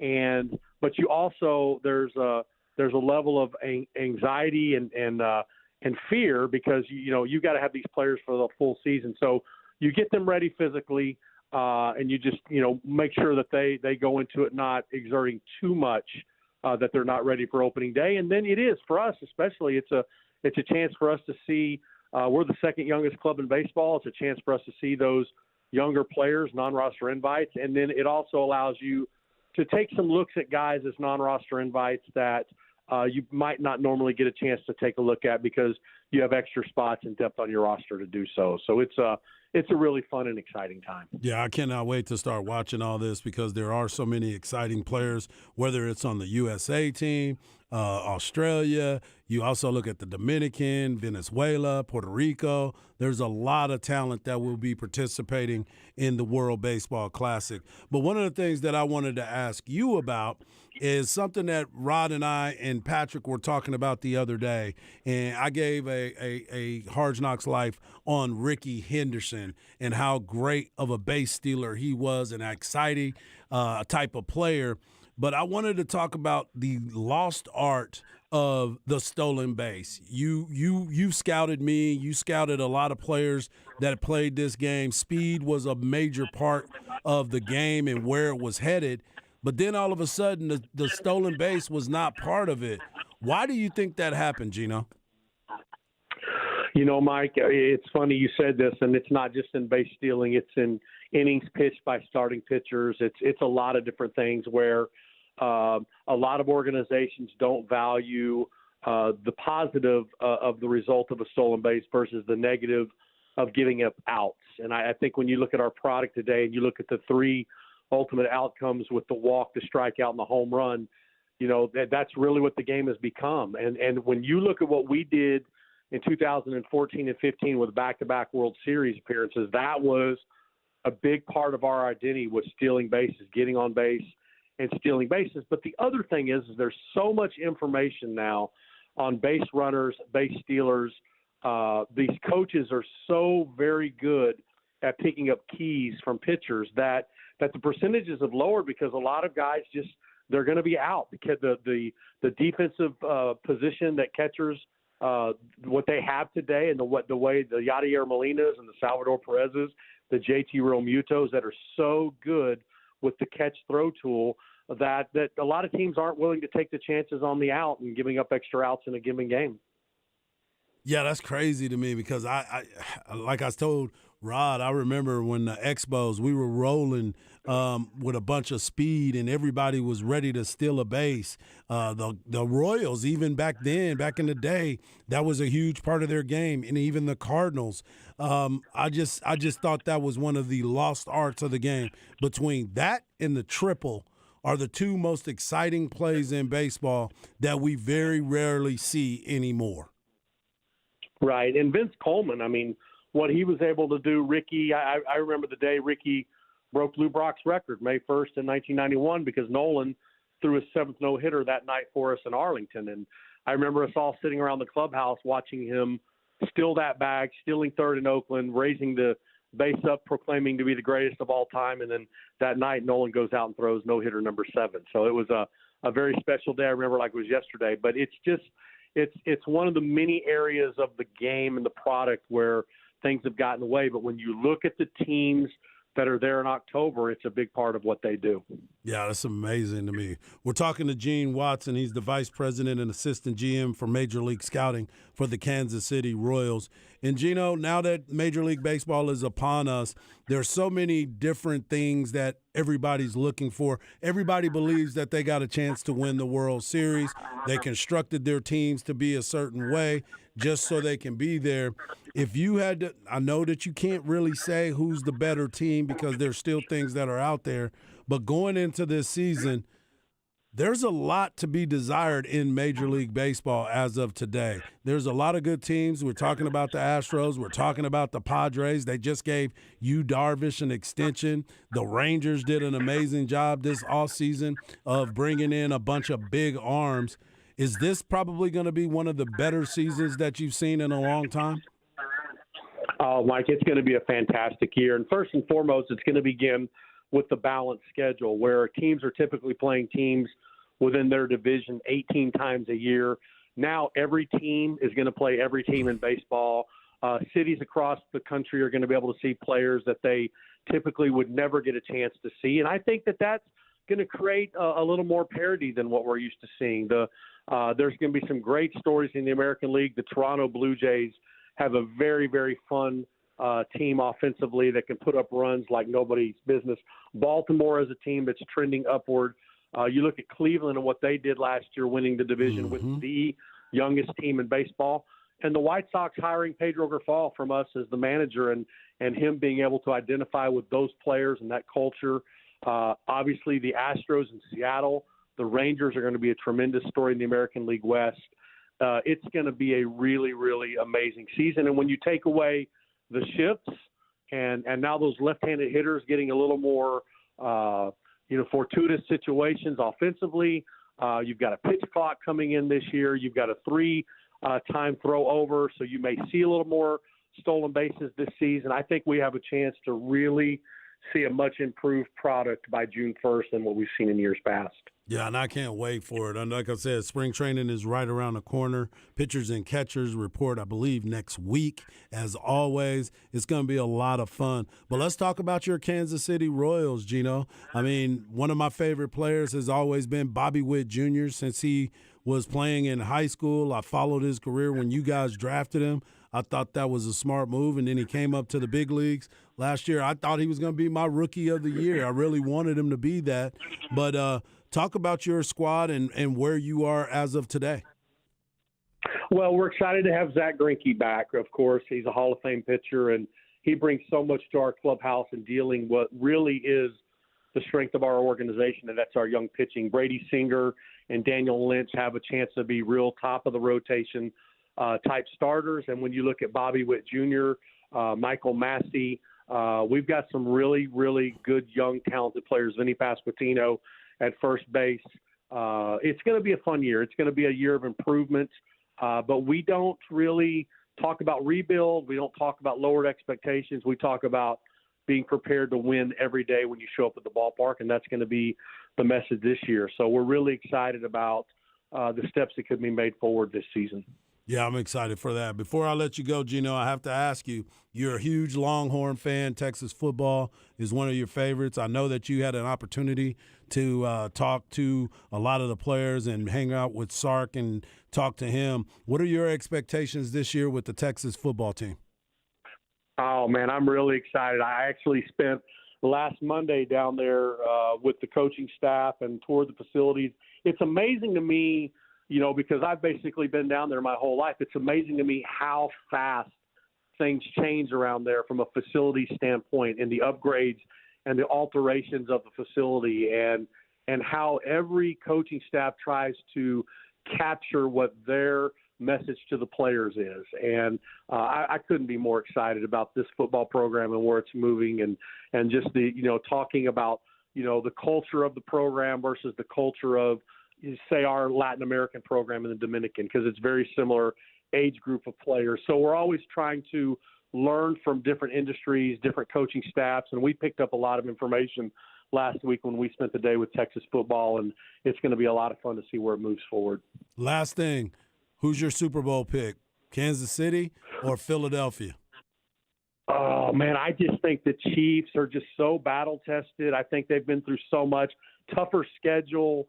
Of course, Patrick Mahomes, just an incredible leader on the field. I just think that they just have too much experience. I know both teams have 9 players that have been in the Super Bowls, but the Chiefs have all done it together, and I think that they're probably going to cover the spread and win the game at the same time. That's because you want to make sure you can be seen in Kansas City. I know how that works, Gino.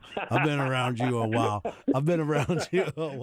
Hey, I want you to tell the story because my man Rod has never heard this story. I want you to tell the story about you and I when we faced each other in high school. Oh, And you were a college pitcher. You were back coaching, and you came in. Rod, Go ahead. Let the story be told. Rod, let me just say this first of all. I have been in this area my entire life, and good players come and go. And I'm not just saying this because he's on the air, but Michael Harge was truly one of the most unbelievable athletes to come out of this area in forever. And I saw Johnny Manziel, I saw Drew Brees, I saw Robert Griffin, seen them all. And Michael on the basketball court, on the baseball field, on the football field, incredible. So I'm coaching Temple High's summer league program. I'm 19 years old. I'm coaching the 16 to 18-year-olds. And Mike Harge is this big up-and-coming prospect. And he to say he played with an edge would be a little bit of an understatement. So he was one of those guys that if he's on your team, you love him. If he's not on your team, you can't stand him. I know those guys. Oh, yeah. So he comes rolling into Temple one night, and he's giving my kids the business. And so I went out to the mound. I told one of our pitchers, I said, hey, I want you to come high and tight on Mike right here. And he wouldn't do it.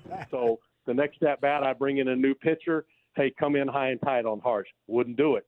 So the third at-bat, I enter myself in the game as the pitcher, and the first pitch I put one up and in on him, and all bedlam breaks loose. And what I was trying to do was just make him understand that when you get into pro ball, because everybody knew he was signing, that some of the antics on the field aren't necessarily going to be condoned. But we've been great friends ever since, and he's I talk about Mike Harge all the time as like truly one of the great athletes. We didn't get to see what he could have done on a football field or a basketball court because he chose baseball, which was the right thing for him to do. But truly, in all my time in this area, one of the best athletes to come out of this area. Wow, that's a great story. And I'm tired to tell that story too. Yeah, I love it. I love it. He came up and in on your boy, dog. He came up. He was delivering that heat. Trying to teach you a lesson. Trying to teach me a lesson. Hey, as we always talk about, teachable moments, right? You got teachable moments. I love that. And I've never forgot that, and I always appreciate Gino and what he does and what he gives back to the communities. He's big with RBI baseball, RBI Austin. He's done a great job with that, and he's always giving back to the community. Gino, thank you, man, and we'll be talking a lot during the baseball season. And of course, I want to get you back on as the season goes on, so we can talk a little bit more, man. As always, man, thank you. Always here for you guys. Love y'all. Be careful. Take care. Thanks, Appreciate Gino. it. Geno Watson right there, man. We've man. known each other for a long time, and he's done a great job. He's worked his way and being able to work his way up in the organizations. He's got World Series rings. He's done it all, and he goes and finds a lot of talent, man. He's been a great dude.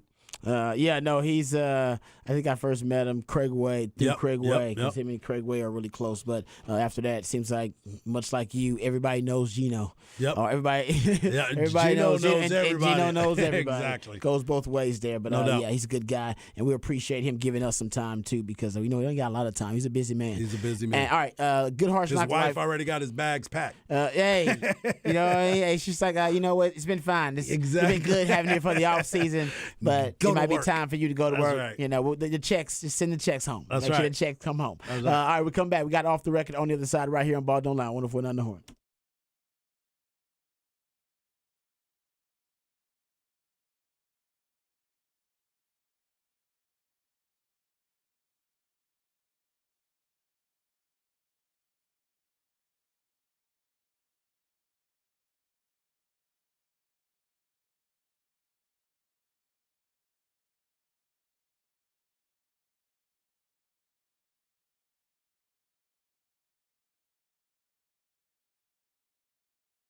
Hey, what's up, folks? Lifetime Longhorn Rod Babers here. Let's talk about the great city of Austin and the folks who helped make it great. The skilled craftsmanship of Iron Workers Local Union 482. You see the labors of their love all over this great city and iconic landmarks like DKR Stadium and the Pennybacker Bridge. And as the city continues to grow and thrive, so does Iron Workers Local Union 482. They don't go to the office, folks. They build it. So if you're looking for an exciting new career, you can become a member of Iron Workers Local 482 and accept the challenge of becoming the best version of yourself while helping shape Austin's economic development. Iron Workers Local 482 are hiring 3,000 people right now. That's right, 3,000 people right now for a huge project. So become a member of Iron Workers Local 482 and take pride in the type of teamwork and craftsmanship that helps shape the future of this great city. Maximize your potential and be your best self today by applying at ironworkers482.org. That's ironworkers482.org.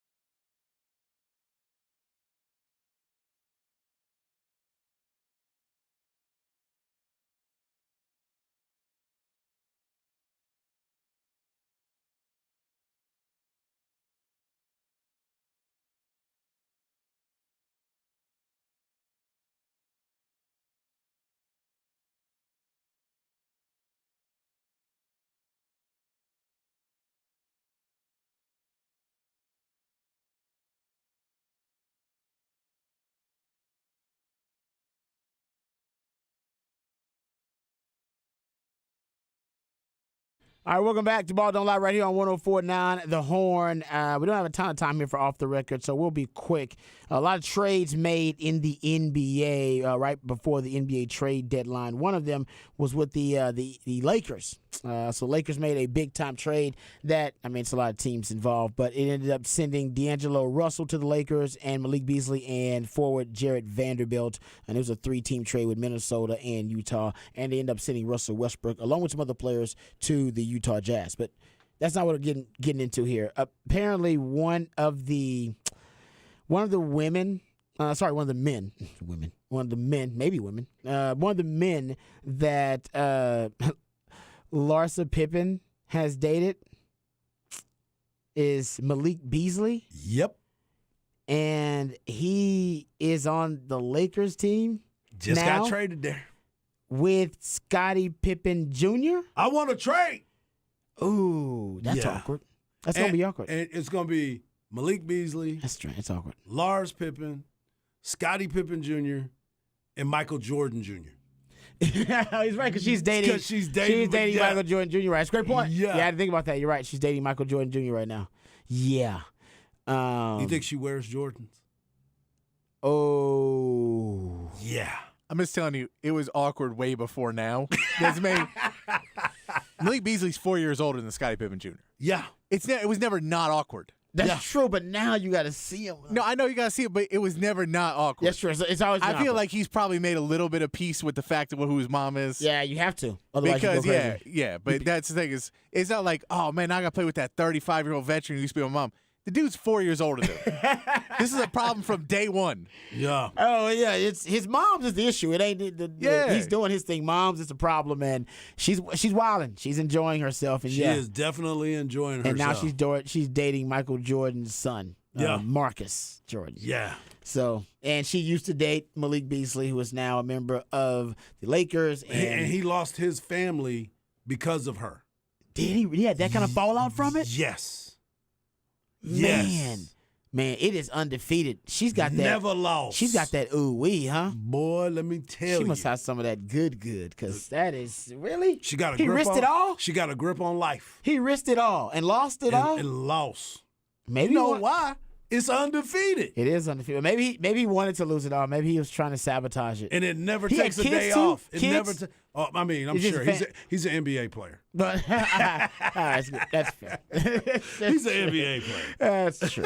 All right. Speaking of NBA, let's get back to the NBA drama right before the trade deadline. Tons of moves made, blockbuster moves. KD going to the Suns.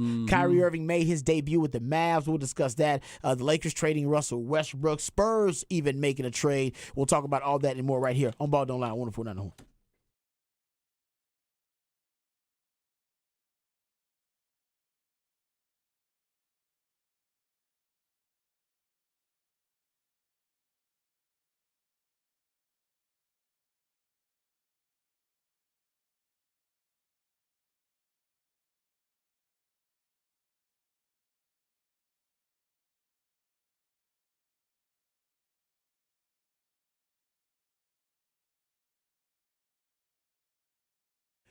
Mike Hart here to talk to you about Allstat Beer. Allstat is born in Fredericksburg, Texas, right in the heart of the Texas Hill Country. They have a beautiful state-of-the-art brewery. The brewery prides itself on their award-winning German-style beers. The Great American Beer Festival just awarded Allstat Lager a gold for the second time. They also have a fine dining restaurant and a tap room where you can try multiple flavors. Go ahead and do yourself a favor and plan a tour today, and you can see it for yourself. You can enjoy some great beer, great food, and, of course, do it with some great friends. On the weekends, the brewery also have live music, so go ahead and plan that trip today.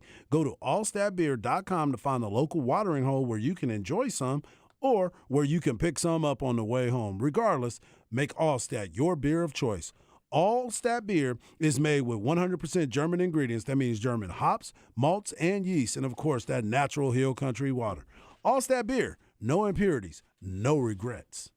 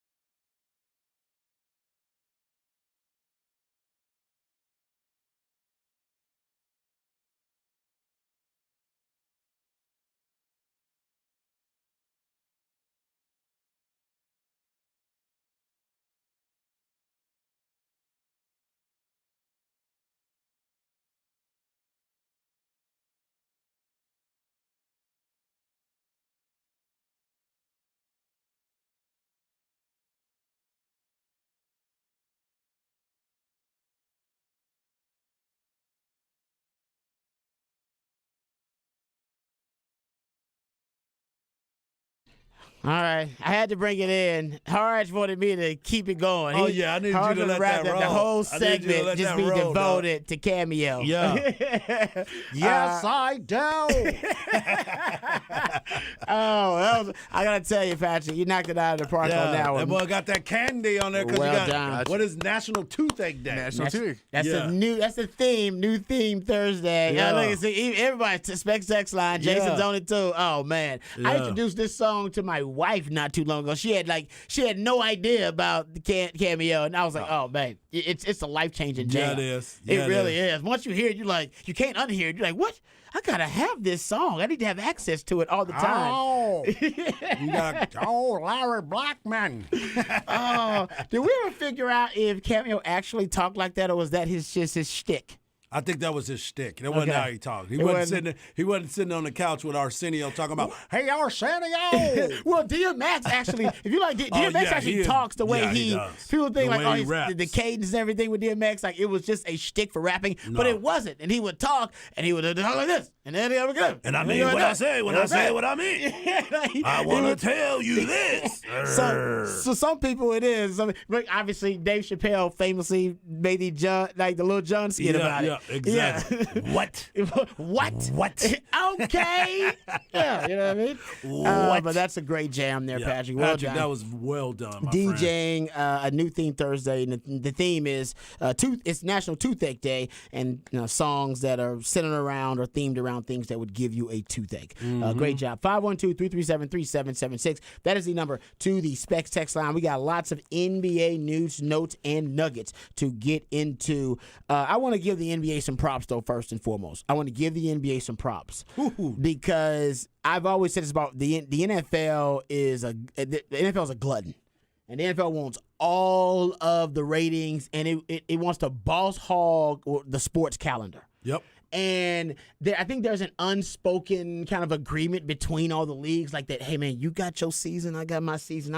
I will situate my schedule to avoid encroaching upon your season, and would you do the same? And the NFL doesn't care about that gentlemanly agreement. They don't give a damn because they took Christmas from the NBA this year. Right. They took Christmas. They just decided, we're going to put games on Christmas. Like, well, I thought Christmas was the NBA thing. They actually had adopted that holiday as their thing. The NFL's like, nah. We want Christmas. We want September. We want October, November, Yeah. December, January, February. And by the way, Super Bowl 1 week later. We taking that too. All right, we're going to get an extra week in February, and we taking Christmas. And, they got the Combine in March, so they get a little, even March Madness, which is devoted purely to college basketball, the NFL steals some of it. They steal like a week or two of it with the Combine. They're like, yeah, we're going to get a little week or two of that March Madness. They're going to be talking about the NFL. And they do it in April. They steal some of the April headlines with the draft. So they steal that too, and that's supposed to be NBA playoffs. But they get a little time. They steal some of that from the NBA playoffs, and they just, they're disrespectful. They're getting back to a Chappelle show line. They're habitual line steppers. Yep. They want to continue just to almost buy up every piece of the sports calendar like a monopoly board. And they already own the most valuable pieces of the sports calendar. Most valuable pieces of the sports calendar are fall and winter because everybody's inside. Yep. Spring and summer, you want to get outside, especially where the weather's nice and be like, I got to get outside. I want to see something. No, fall and winter, I'm inside. I'm inside, especially where places where it's really cold, inside watching sports. And the NFL owns those months, and they still want more of it. So I'll give the NBA a ton of credit. This is the Super Bowl week. This is their biggest week of the season. Yep. And the NBA decided, well, I know they do it on purpose, but the NBA's trade deadline essentially came and snatched headlines from the NFL. Give me that. In 3 days, 3 days from the Super Bowl? Right. Man, that's big time. Right. That's a hell of an accomplishment. The NBA hadn't done that in a little while. So kudos to the NBA because they're taking the NFL steals from other other pro teams' sports calendars and their months all the time. Rarely does somebody come and take it from the NFL. NBA's doing that right now. Well, the funny thing about it is the only reason why the NBA did take it is because the NFL tried to take it from them by adding a 17th game. That's true. Good point. The Super Bowl would have been last week. The Super Bowl fair. would have been That's fair. Sunday. Yeah, you're right. And then the NBA would have been like, this is our time because this is our moment. Yeah. Because there's a lull. NFL's done. They haven't had their combine. But you know what we're going to do? We're going to be greedy. We're going to pin one more time out there, and we're going to extend it, the Super Bowl, one more week. Yep. Because we have 17 games. But now the NBA is like, man, we're not changing again for y'all. Y'all got greedy. Y'all got And greedy. I thought they would suffer for it, though. They didn't. They did not. They actually have kind of stolen the Right. headlines from the NFL, like I said, which is hard to do. Very so let's hard. get into some of these headlines, gentlemen, because they are juicy and Yeah, just they are. amazing. So the big trade, KD going to the Suns. Adrian Wojnarowski has the details. The Suns are sending Mikal Bridges, Cam Johnson, Jay Crowder, 4 first-round picks, and a 2028 pick swap for Kevin Durant and TJ Warren. And I got to tell you guys, I love this move for the Suns because the Suns were one of those teams that I wondered if their window was near the end, because CP3 is pretty old and he's aging, and they had gotten close, but they couldn't quite get over the hump. And I wondered if their window was starting to close and they may want to reevaluate some things or recalibrate. No, now even with the same window they have, and maybe this is kind of this all-in philosophy by them, but this for the Phoenix Suns, it extends their window maybe a year or two, and we can kind of rank the teams in the West when we get done talking about all these trades and where they stand. But a lot of people may have the Phoenix Suns right now in the conversation to win the West just after that one move getting KD.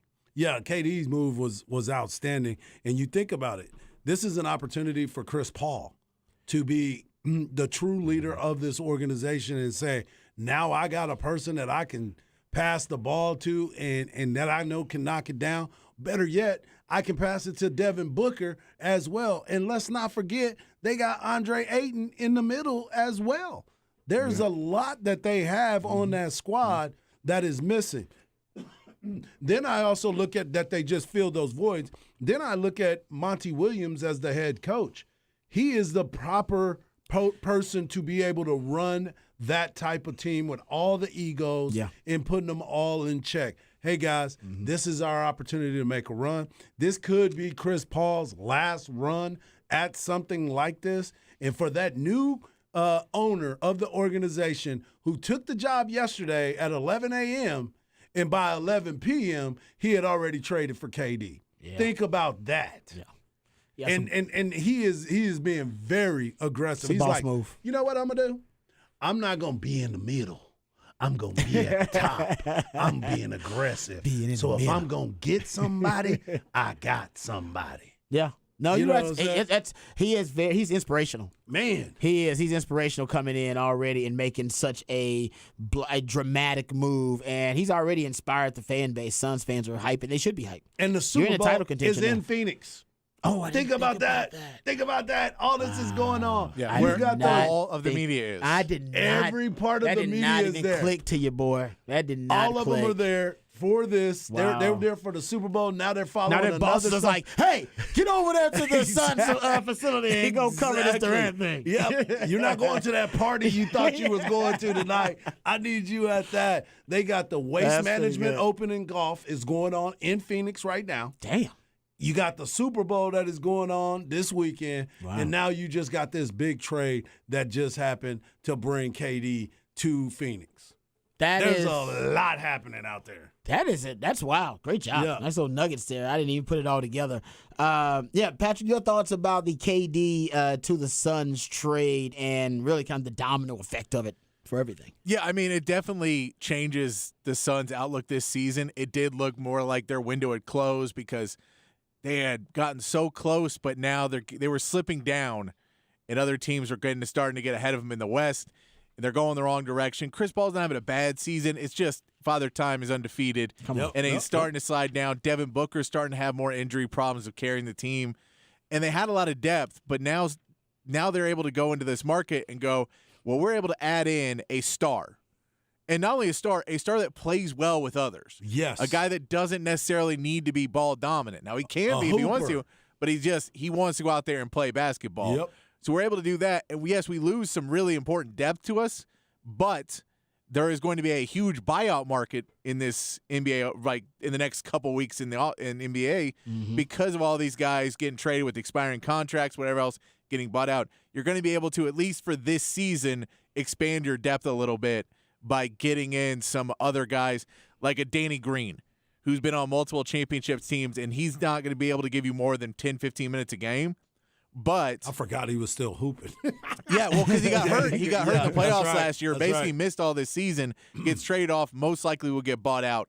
Ended up on the buyout market and can go to a team that is going to need somebody to go in there, play a little bit of defense, hit some threes, and he's a guy like that. It can add veteran leadership as well. So there's just a number of guys that are going to be like that around the league. Yeah. And you can kind of add those pieces in. And for Phoenix to make a move that not only helps you now, but Kevin Durant also just signed that big deal. Yep. So you get Kevin Durant under contract for 4 more seasons. Yeah. Yes, you got him. Yeah. So now even if Chris Paul moves on and goes, hey, man, I got to retire after this season, they win a championship, Chris Paul walks away. You still now have Devin Booker and Kevin Durant and DeAndre Ayton. to reset the window a little bit. Yeah, so you're now still hooping, even though you lost a piece that you were like, well, when Chris Paul is gone, we got to figure out what we do. That changes the whole dynamic for Phoenix. So a great move for them. I mean, Mikal Bridges, awesome. Cam Johnson, awesome. And Cam Johnson, I remember when they picked him, I was one of the ones too, like, this dude's projected to be a second-round pick. Steal him. And they Yeah. got him like in the 11th pick or 13th pick or something. Yeah. Nobody saw it coming. Ended up to be a great pick. So I think they've done well to get guys that help the program, help the Suns make it for as long as they did. If anytime you're able to parlay some picks and some role players for a star, you have to do it. Yeah. No, I'm with you on that. That's a good point. And yeah, no matter what the price was, if you're Phoenix in their position, it was well worth it.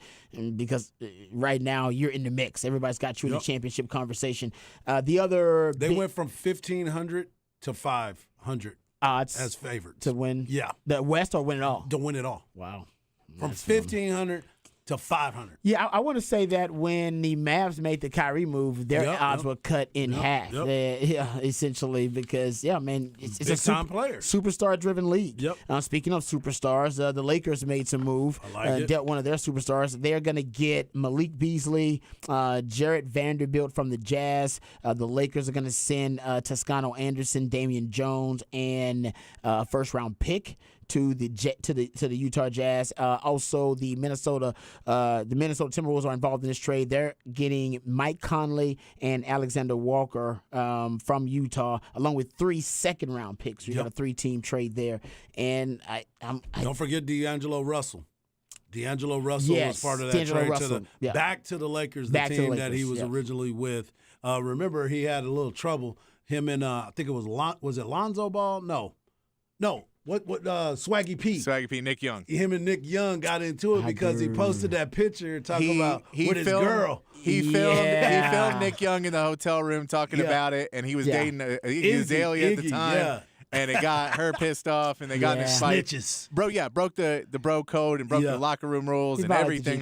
Yep. And did so he violate. broke all of that. So that was when they had to ship him off, or basically just dumped him at that point. Very true. And now they get him back. But, I mean, that Lakers trade, again, in the offseason, the Lakers were offering teams like the Spurs a first-round pick to just take Russell Westbrook and just take him. We're not getting anything back. Just take Russell Westbrook away from us. They were offering a first-round pick. And teams like the Spurs said, you know, if you gave us 2 or gave us a $40 million to buy him out or something like that, maybe we'll think about it. Yep.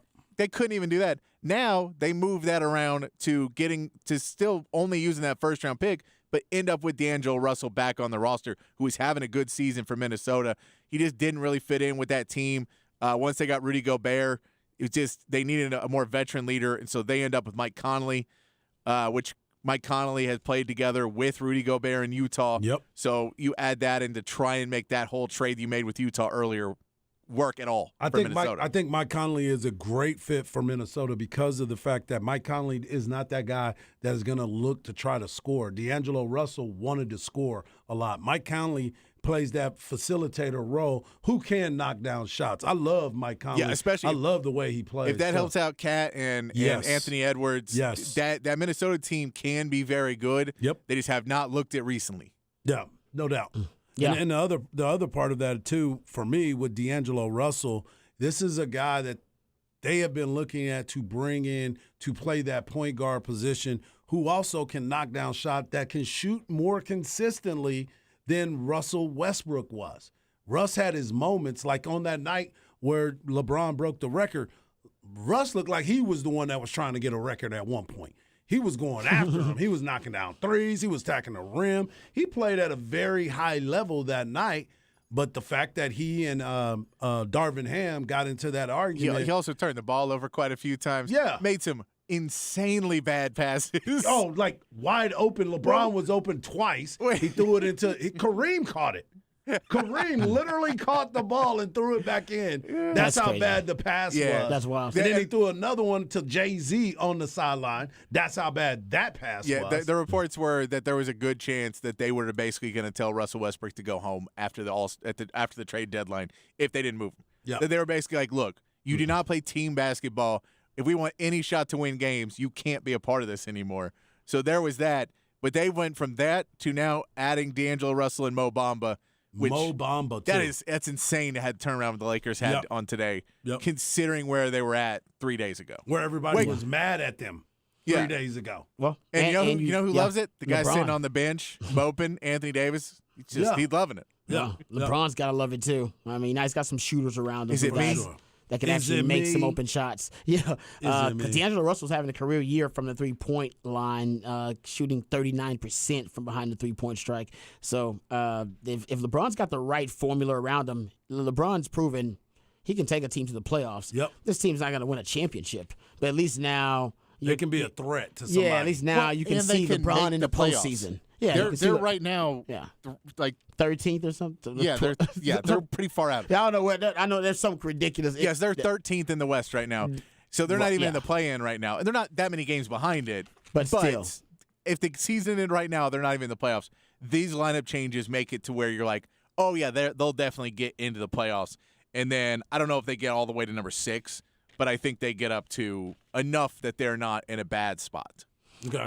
Kyrie Irving made his debut last night, gentlemen, 24 points and 5 assists for the Mavs in his debut. He was 9 of 17, actually, and they won the game, 110-104 without Luka. Luka is missing time. He's dealing with an injury, missed his 3rd straight game with I think a heel contusion of some kind. And they actually looked really good to start out, and then they had some turnovers in the second and third quarters to kind of showed a little they just showed a little confusion, which is expected because it's a brand new lineup. But Kyrie Irving looked good, 24 points, and had the highest plus-minus on the team at plus 11. So if they can, look that good without Luka, I think the hope is that once Luka comes back into the fold, offensively, this will be one of the best teams in the league. Defensively, they'll have to figure it out. They'll have some struggles defensively. Yeah. Yeah. I'm all in. Yeah, that's going to be fun to watch, too. And the Spurs also made a move. They agreed to trade the center Jakob Puerto to the Raptors for Kym Birch and a protected 2024 first-round pick and 2 future second-round picks. Yep. So they're stockpiling a ton of And they picks. also traded Josh Richardson for Devin George and 4 second-round picks. Man, I love it. how They've many been second-round aggressive. picks they have? Oh, I my know goodness. They have, got I They've given believe, them for years. 13 first-round picks through 2029. I believe they have through the next 6 years 36 picks total. So they got 20-something second-round picks? They got a bunch of picks. So Through- it's one of those things that you're able to through 2029. You have to trade some of these off because you can't draft that many people. That's Like there's crazy. not that many roster spots. Yeah. That is Sorry, Devontae unbelievable. Graham is what I said. It said Devin George. It's an old Lakers player. Devontae Graham. Okay. Yeah, that's unbelievable. The Lakers have. The Spurs have that many draft picks, and they still are in the running to get the number 1 overall pick this upcoming draft, which will be the Wembanyama draft, and I believe the Rockets Yeah. currently are the worst. Them, the Pistons, and the Spurs, and then I believe And the they're already Hornets. close. They're within like a game or two of each Yeah, other. so basically the Hornets, Pistons, San Antonio, and Houston are all there. As long as you're in the bottom three, you all have the same odds. So yeah. it's not like a huge difference It's not a between one. difference. But there's basically 4 teams right now competing for the worst spot. So one of them will get knocked out of the top 3 and have less odds.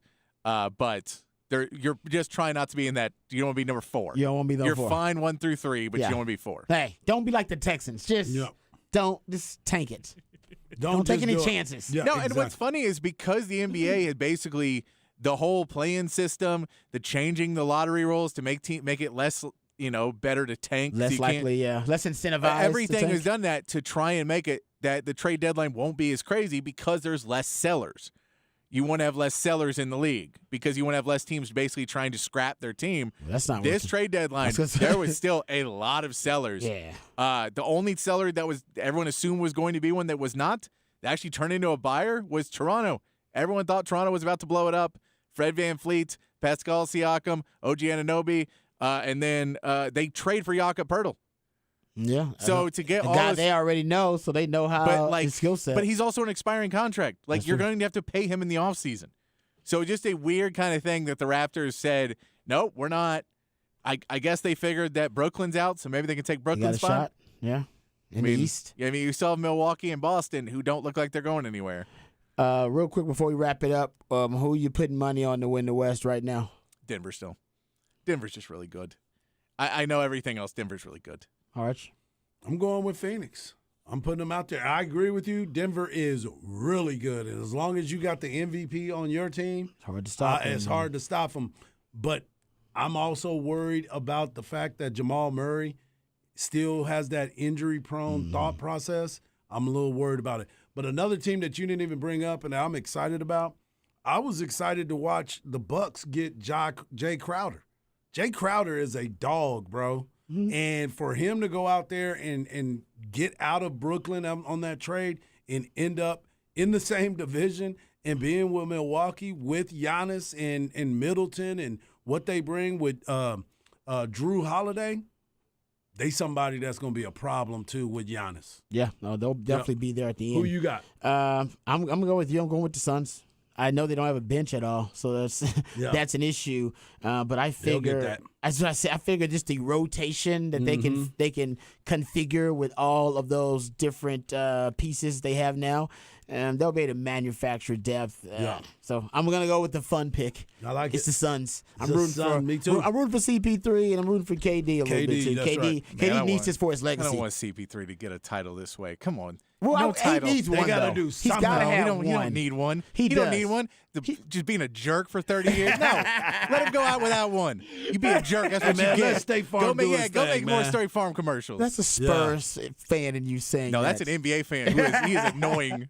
He is annoying. KD's annoying to a lot of people too. I want them both to get a title because I think KD needs it for his legacy. Otherwise, if this don't work for KD, man, I don't know where KD's gonna be legacy wise. I think let's talk about a precipitous Exactly. dramatic drop off. All right, we'll come back. We'll get into Raj Round the Day. This man inspired one of the most well known melodies in sports. Also, maybe the most influential player in the NFL you've never, ever heard of. All of that and more Come right on. here on Ball Don't Lie, 104.9 The Horn.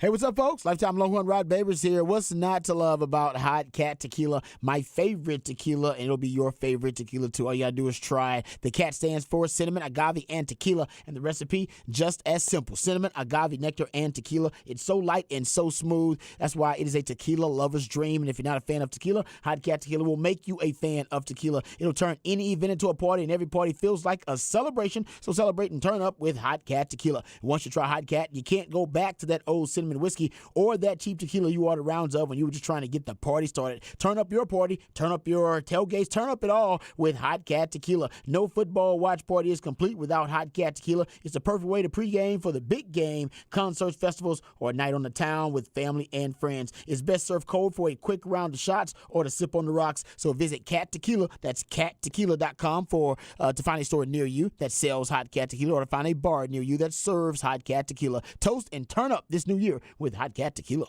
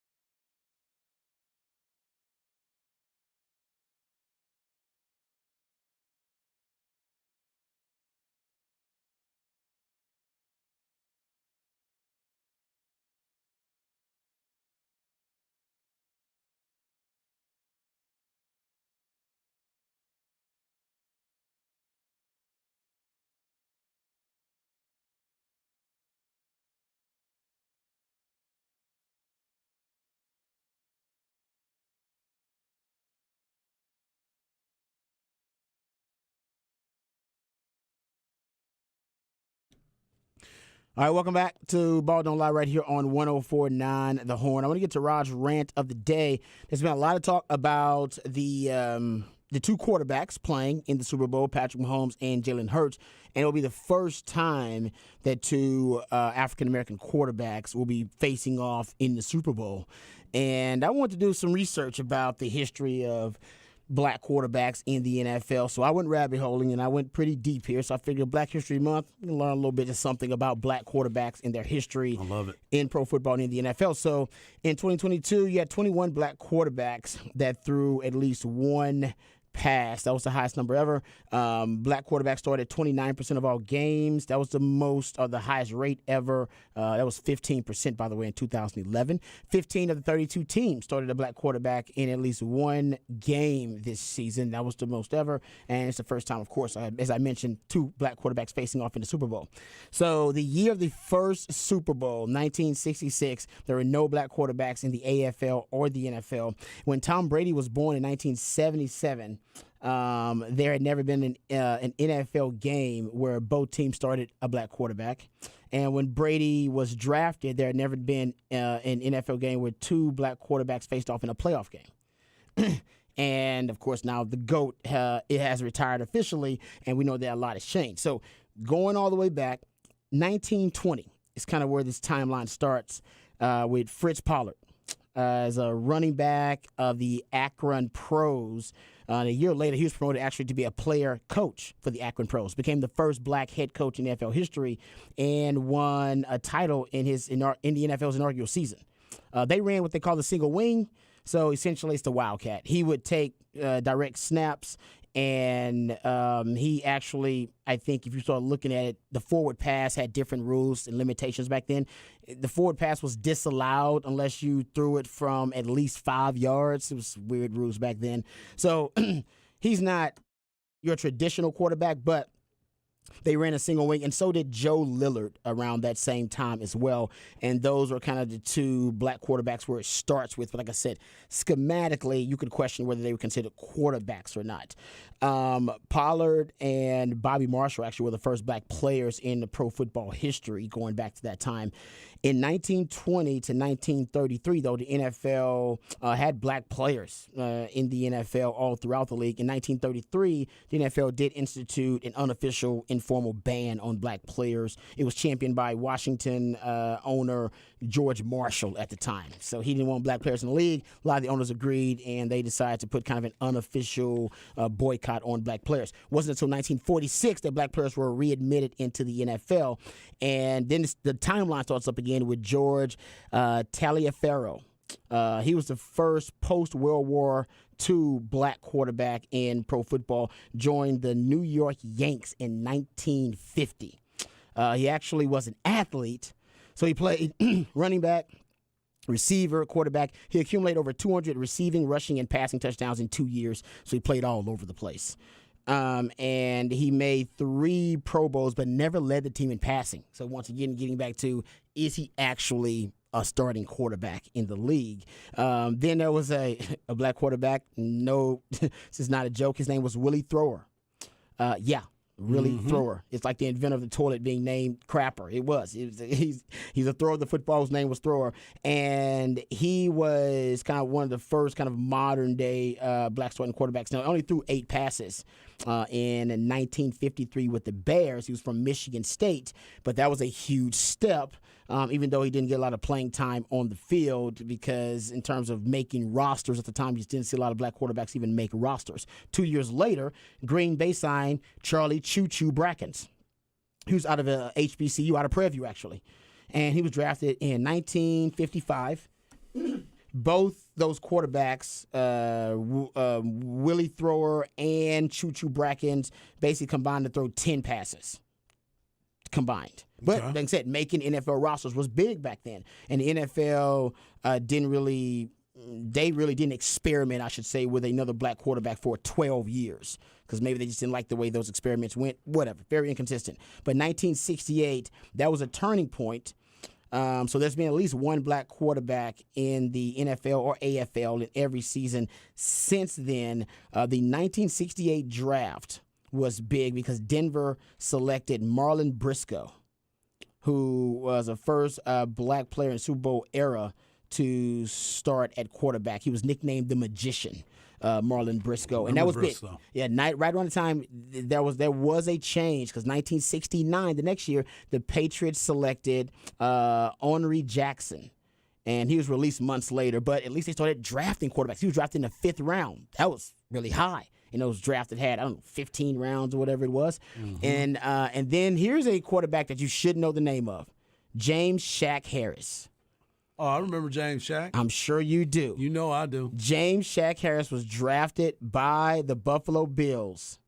And he actually was drafted in the same rookie class with O.J. Simpson. Or Renthal. He is actually... And my man Patrick had this ready for us. He's actually the inspiration because he went to Grambling, all right, played at Grambling. He's actually the inspiration for the song "The Ramblin' Man from Grambling," which I'm sure you've heard on NFL films and stuff like that. Give us a little taste of this. You've probably heard it. He inspired this song. That the Rambling Man from Grambling. That's this dude. That's James Shaq Harris, drafted by Buffalo. And this is why, and he's, like I said, this is basically groundbreaking because at the time, he basically ends up becoming a pioneer for black quarterbacks. And Warren Moon talked about him, Doug Williams talked about him. In his 10-year career, which was, he was all over the place because he had quit football a couple of times because he didn't like the discrimination at the time, which I think we could all understand, and then was actually convinced by Coach Robinson to go back when he had quit because he didn't like the discrimination and all that kind of stuff. Even when he was drafted in the 8th round, he felt disrespected by being drafted so low, so he walked away from the game, and Coach Robinson had to convince him to come back to the game.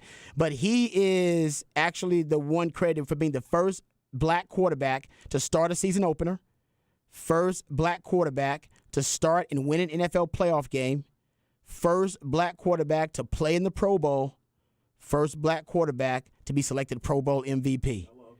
Trailblazer. Hello. Yeah. Oh man, Craig Way. He's getting in. He said, and we'll all remember when Doug Williams being asked at the Super Bowl media days. Exactly. So how long have you been a black quarterback? Yeah. Great point. Yeah, because that's a turning point. Because Doug Williams talks all the time. This guy is Doug Williams' hero. Doug Williams went to Grambling because of James Shaq Harris. He wanted to be just like James Shaq Harris, and actually James Shaq Harris became his mentor. And Warren Moon always said he was jealous of Doug Williams' relationship with James Shaq Harris. So there you go. That's James Shaq Harris. But 1972, you have Joe Gilliam. He's drafted in the 11th round out of Tennessee State by Pittsburgh. He has 4 seasons with Pittsburgh. That's also pretty big. But he's battling actually with Terry Bradshaw for a little while. Early on, before Terry Bradshaw and they win their first title, Terry Bradshaw and Joe Gilliam were battling it out for that starting quarterback job. He couldn't quite beat out Terry Bradshaw, who was the number 1 overall pick, of course. But in the late 70s, all right, black quarterbacks weren't as rare. You saw a few of them. J.J. Jones with the Jets, Dave Mays with Cleveland, Darnell Dickinson with Tampa Bay, Vince Evans with Chicago. But Doug Williams, he was a game changer because prior to him, no black quarterback had been drafted really, really high. Right, talking about first, second round guys. They were always drafted 5th, 6th round, somewhere around there. Doug Williams was drafted 17th overall. All right, first round, 1978 from Grambling State. That was big. 1979, Vince Evans and Doug Williams became the first pair of black quarterbacks to start an NFL game. And, of course, he became the first black quarterback to win a Super Bowl. And remember, there are other leagues back then, like the AFL, the AAFC, and the CFL. CFL is big here because that comes in Warren Moon. Oh, Warren Moon joined the CFL in 1978, led the Edmonton Eskimos to a Grey Cup title in each of his first 5 seasons. He was a phenomenon. He won the basically in 1983, set the single-season passing record in Canada, and also won Most Outstanding Player. And after that, the Houston Oilers, love your Blues, zeroed in on Warren Moon at age 28 years old. He made his NFL debut, old man by then, but now we know Hall of Famer Warren Moon. And then after that, you had guys like Randall Cunningham. Randall Cunningham, I'll give you a little stat about Randall Cunningham. There are 13 individual players in NFL history who have led their team in passing and in rushing. Randall Cunningham did it 4 times.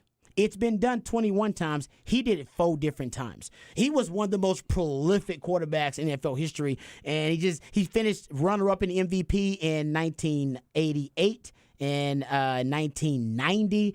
I'm talking about a great player. So on the timeline of black quarterbacks, he's up there. I just don't know what to, I don't really know where to place him, but he really was a game changer for black quarterbacks. And then kind of fast forward to things, then you go to Steve McNair, drafted out of Alcorn State, 3rd overall. He ended up playing in a Super Bowl, and that was big on the quarterback timeline for black quarterbacks. In 1999, you had 4 black quarterbacks who were selected in the first 11 picks. Big moment for black quarterbacks there. 2000, Michael Vick, first black quarterback drafted number 1 overall. In 2000, Donovan McNabb and Sean King, first black quarterbacks to face off in a playoff game. And in 2006, shout out to my man VY, first black quarterback to win Rookie of the Year. I got something else for you. Give it to me. I just got told, I just got a text right now that Charlie Cuckoo Brackens, Choo Brackens, is Jalen Gilbert's grandfather. No, that's not true. Yeah, it is. Choo Choo is What? Jalen Gilbert's grandfather. He passed away in the early 90s. Whoa. But that is Jalen's grandfather. It's in the genes. It's in the genes. There's your That is athleticism. crazy. Yeah. That just blew my mind. Yeah. That is fantastic. There you go. Choo is Bringing related it close to home. to this area. And Wow. by the way, he was stationed at guess where? The 250? 250. Fort Hood. He was military. All the way. Full circle. Everybody comes Yeah. to 254. Full circle. If you deal with the military, you got to come through the 255. That is fantastic. Good stuff. I like that little nugget. Appreciate that little addition there. There you go. A little history lesson. It is Black History Month, but trying to relate it to the current events we're dealing with right now with the Super Bowl. So there you go. We come back. My man Harj just informed me of breaking news with the Texas football team. I'm talking about news that may determine whether this is a championship squad or a squad that's just soaked in mediocrity like they've been for years. We'll talk about it when we come back right here in Ball Don't Lie on 104.9 The Horn.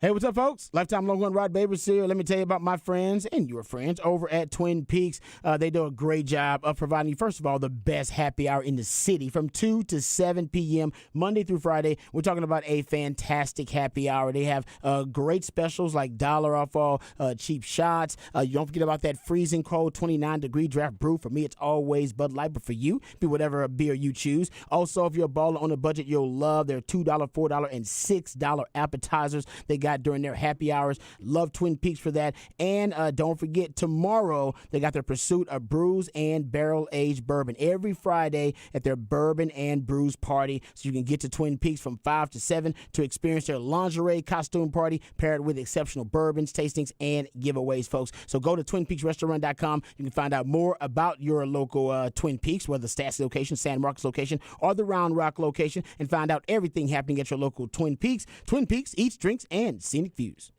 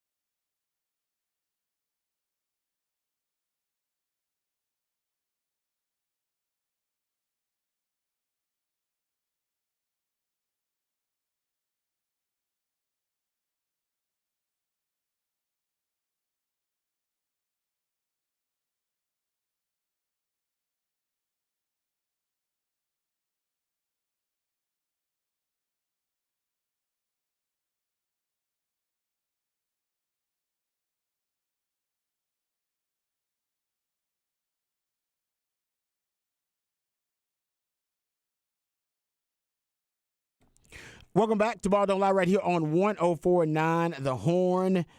It is a new theme Thursday. My man Patrick plays songs that he believes will give us clues and hints as to what the new theme of the day is. Today, it's actually National Toothache Day. Playing songs that are centered around or themed about things that would give you a toothache. So appreciate my man Patrick and all of his creative ideas that he brings to the show. Always keeping us on our toes. Something else that caught me off guard. Definitely taken aback by this news, but I think it could be good news. Texas quarterback Quinn Ewers. Now, you showed me this hard that he shaved the mullet and also shaved the beard is still there. It's just manicured a little bit. Beard's still there, but it's just not as heavy. It's not a heavy beard. You know what I mean? It's just scruff now.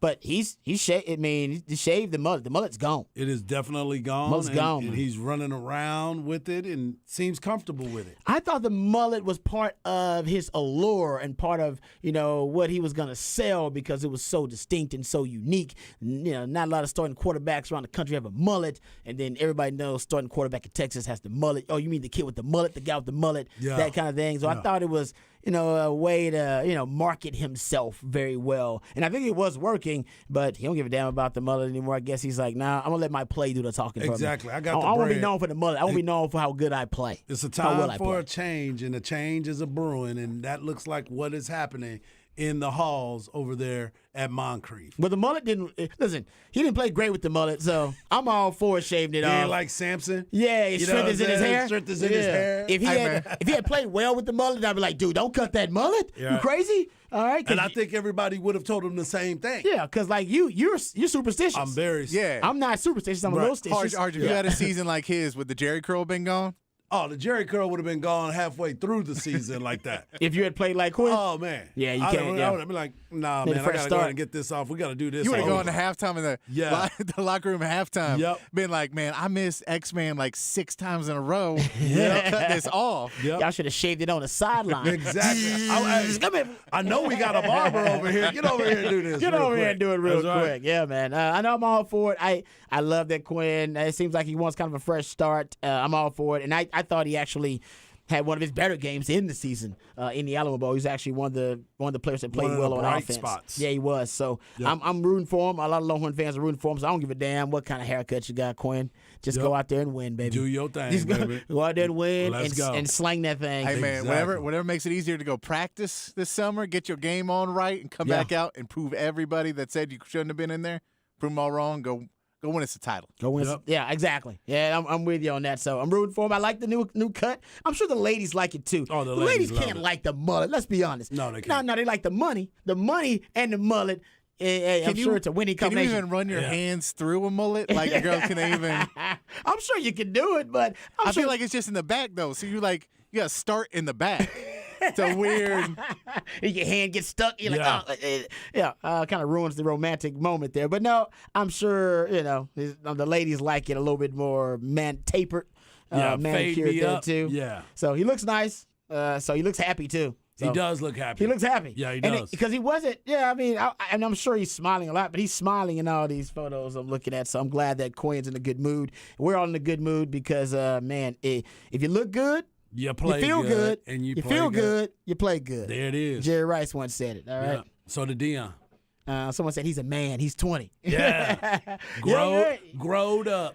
I bet his mom. There was a woman in his life. Patrick brought this up earlier. There was a woman in his life, mom, girlfriend, somebody that's probably been critical of the mullet from the jump. Yeah. And it's probably mom. Moms don't like mullets. Nah, it's not a good look, son. Moms I don't need like you- mullets. Yeah, my mom didn't like my Jerry curl Exactly. long hair mullet. Mom did like my braid. Moms don't like the extravagant hairstyles. They want you like kind of well put together and manicured, that Yeah, kind of stuff. yeah. So they want you, yeah. I'm So with that. I think that's probably what it is. But either way, my man Quinn Ewers, that's breaking news. He did decide to shave the mullet. It's I gone. see you. All right, we'll come back. We'll get into Super Bowl previews on the other side, break down this game, this matchup from every angle. All of that and more right here on Ball Don't Lie, 104.9 The Horn.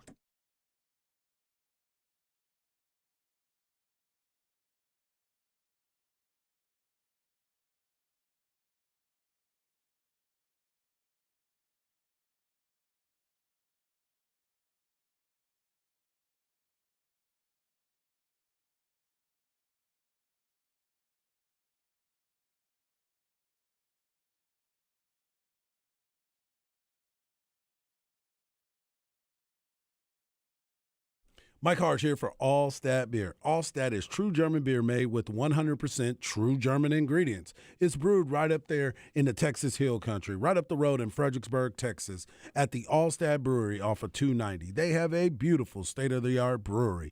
The brewery prides itself on award-winning German-style beers. The Great American Beer Festival just awarded Allstat Lager a gold for the second time. They also have an amazing fine dining restaurant and a tap room where you can enjoy multiple flavors. Plan a tour today and see it for yourself. Enjoy some great beer with some great food and, of course, bring some great friends with you. On the weekend, the brewery also has live music, so plan a trip today. Also, go to allstatbeer.com to find a local watering hole where you can enjoy some or where you can pick some up on your way home. Whatever you do, make Allstat your beer of choice. Allstat is made with 100% true German ingredients. That means true German hops, malts, and yeast, and of course, that natural hill country spring water. Allstat beer, no impurities, no regrets.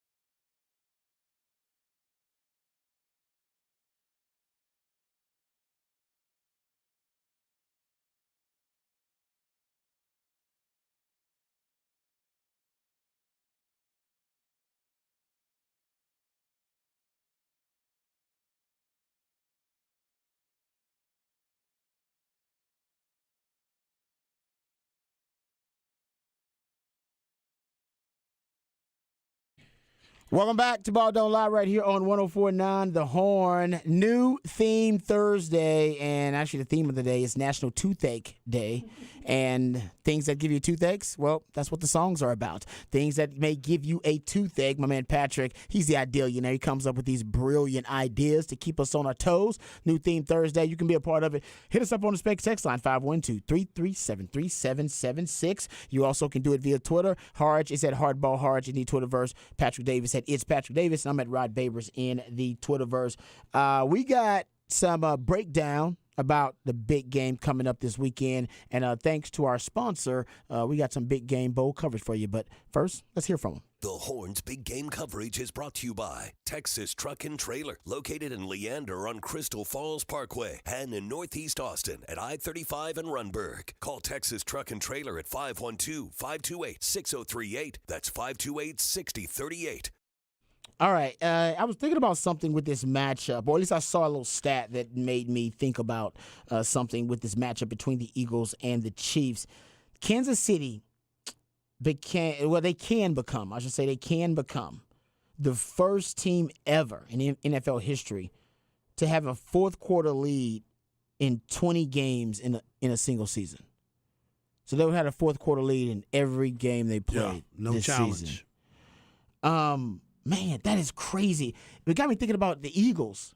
The Eagles love to play with a lead. Yep.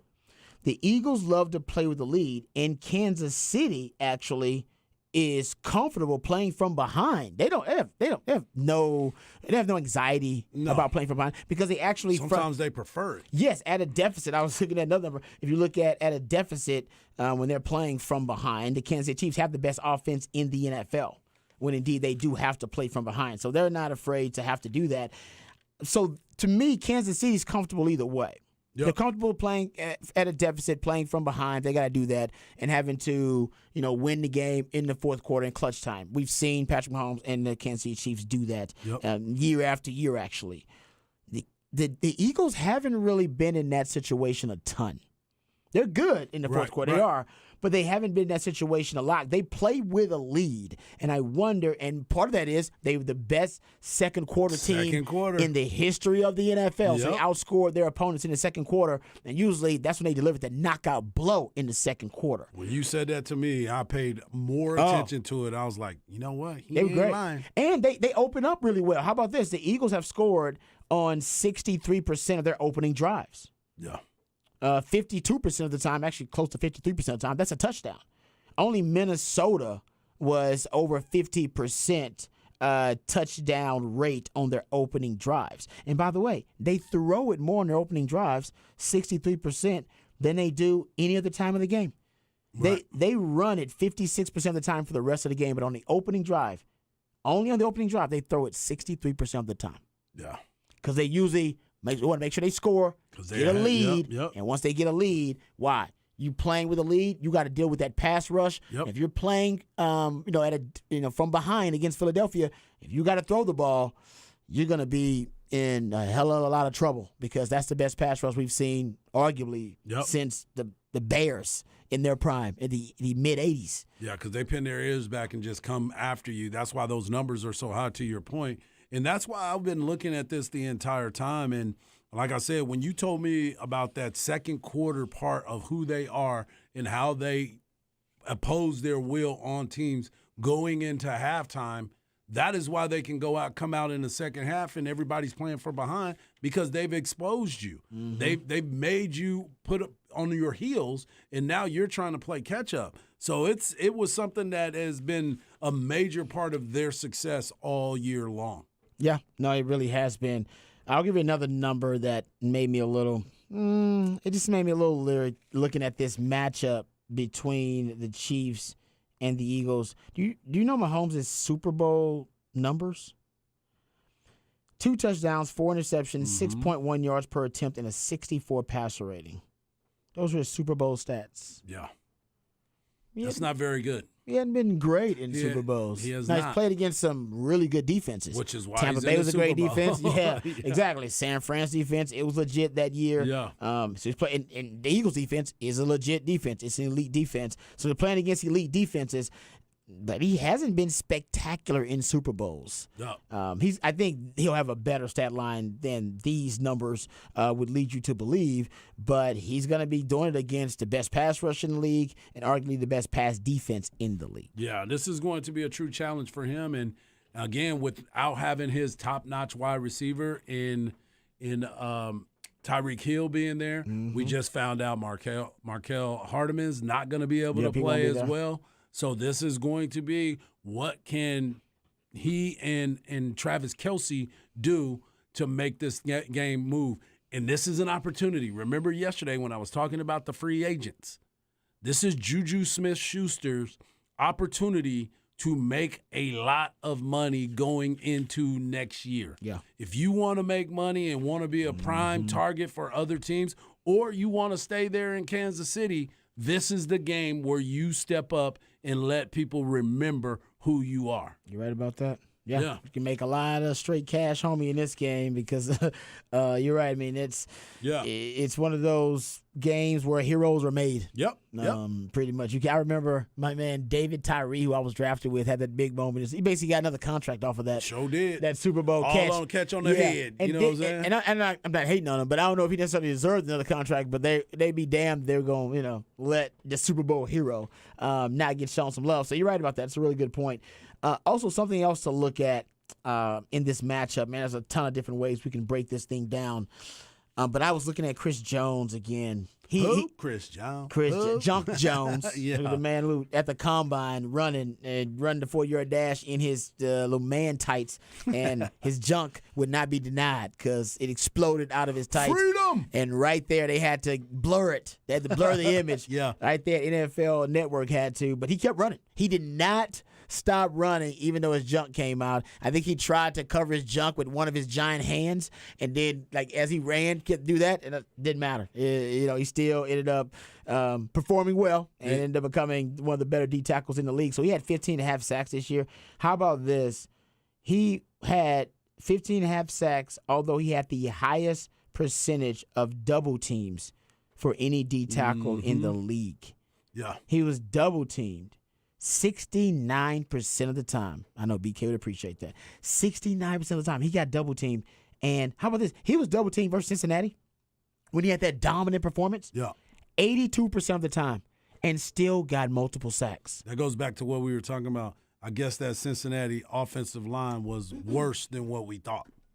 Yeah. You know what I'm saying? Or Agreed. he's Something's just that. going on. Maybe he's just that nasty, though. He could you just know be what that I'm saying? dominant. Yeah. It's possible. Yeah, we've seen it happen before. He's right now just playing at an extremely high level. Basically, and I know Philadelphia's got a lot of guys playing. Hassan Reddick is playing at a high level too. But the argument can be made that no defensive player on either side of the ball is either side of this matchup, I should say, is playing better than Chris Jones. Right.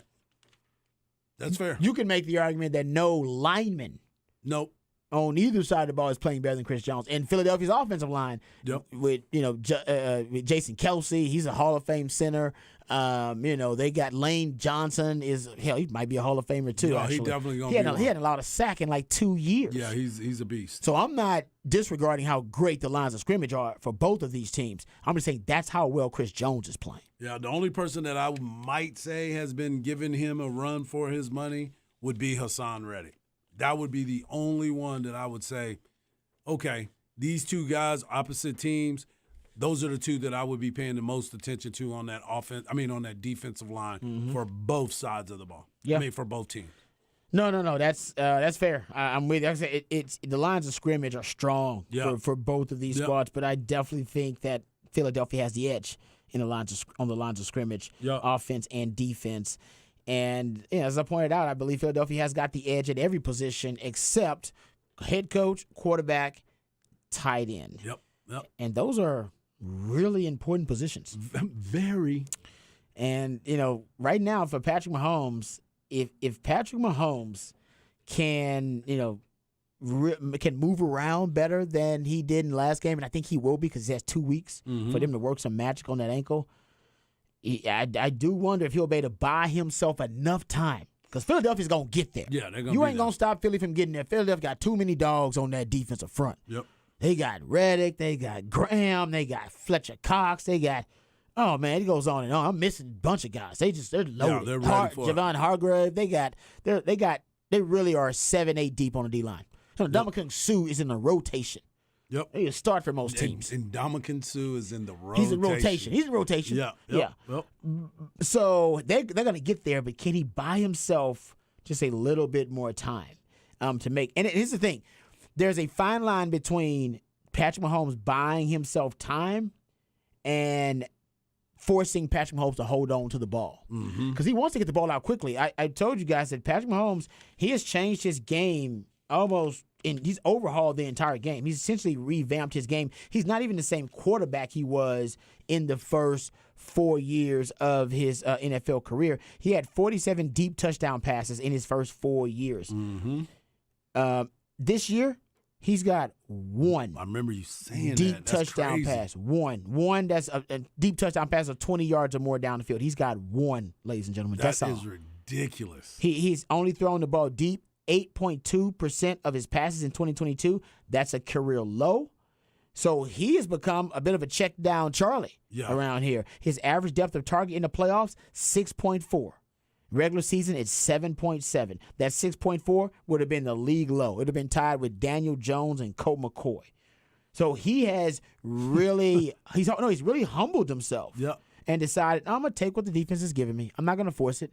I'm not going to let them try to use my ego against me because because you have an arm that can make all the throws doesn't mean you should be trying to make all the throws. Well, here's the thing about it, and I'm glad you pointed that out, that he has taken a step back on himself to be able to say, I can't do that anymore. It takes a coach to be able to talk to him about that. No risk it, no biscuit is not going to fly right now, but him to be able to say, I can't do that because he went back and studied a little bit more and realized that is the way that I have been losing games. So how do I fix it? I'll be check down Charlie. I'll dump it off. I'll let these guys make plays after the catch as opposed to me trying to stretch the field. I'll get my shots. I'll get my opportunities, but I'm not going to force those plays because I don't have that personnel anymore. Yeah, and schematically, this is going to be an interesting chess match between Kansas City and between Philadelphia because you start looking at Philadelphia defense. Go to the Philadelphia offense here because I want to flip the script here, talking about the quarterbacks. One thing that Kansas City loves to do, they love to play two high shells. Remember, getting back to why my man Patrick Mahomes is checking down and throwing underneath because teams are playing a lot more two high shell safety looks against him with deep safeties, 2 deep safeties, 3 deep safeties. So that means you have windows open underneath. They're not giving him the deep ball. Well, Kansas City lives by this defensively. They play more 2 deep safety shell looks than any other team in the NFL.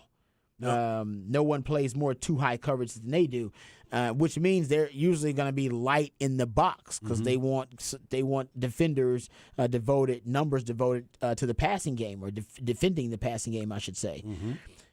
Philadelphia runs the football as well, if not better than anybody else in the league, period. They're the best quarterback run game in the league, and with the RPOs, and they run more RPOs than everybody else in the league too, they put defenders in a ton of conflict. But we know they want to run the rock, except on that first drive, like I mentioned. They run the rock for most of the game.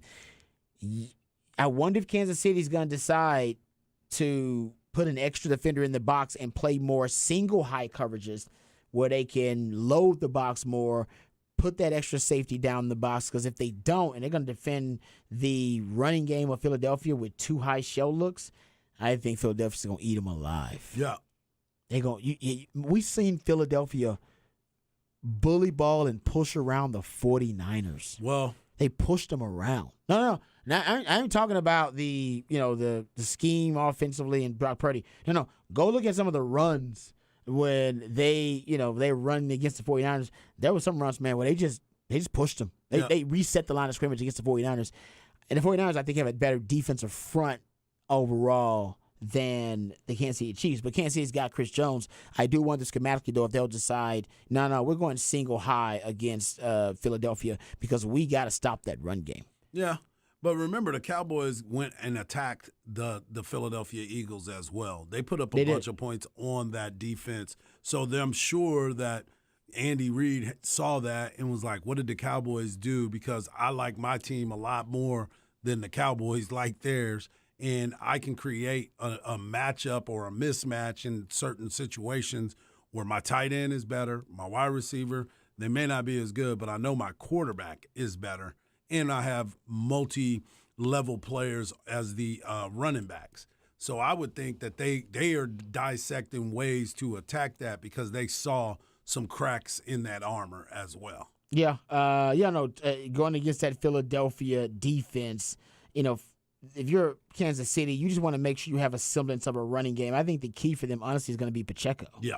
He is going to be a major part of their success. Yeah, the Cowboys were able to have a balanced attack, and that's one of the keys to holding up against the Philadelphia defense because Philadelphia, if you're one-dimensional and they know you're throwing the football and you're in second and long too much and you're in third and long too much, then they're going to pin their ears back and then go with God because you're going to need it. Go with God. Right? But Pacheco can keep them balanced, Yep. and Pacheco's been great. He's one of 6 running backs to average at least 5 yards per carry, who's have a minimum of 150 rushes. So that's a group like Aaron Jones, Tony Pollard's in that group, Travis Etienne, Nick Chubb, Ramondre Stevenson. So you got some good backs in that group.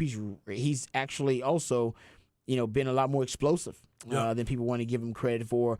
So that's the key. So if you're talking about keeping that Eagles defense at bay, so that they can't be uber aggressive against you, I think balance for the Kansas City Chiefs is going to be the key. They're going to be able to run the rock successfully because they're going to be able to throw it. I mean, he's Patrick Mahomes. I mean, he's even though they have a wide receiving core that I think Philly might try to match up with man-to-man because they just don't fear Juju Smith-Schuster. They don't fear – I know McCole Hardman's not playing, but, they don't fear Sky Moore. They don't fear what's got Justin Watson, Kadarius Toney. Come on, man. Those guys don't demand a double team. They don't demand gravity. You're not going to roll coverage that way. So you could see Philly decide to go man-to-man coverage and then devote an extra body to stopping Kelsey. Just say, you know what, we're going to double team Kelsey on every damn play. Yeah. And if you want to beat us with Kadarius Toney and Marquez Valdez-Scantling becomes the MVP, well, so be it. But Kelsey and Mahomes, we ain't letting that happen.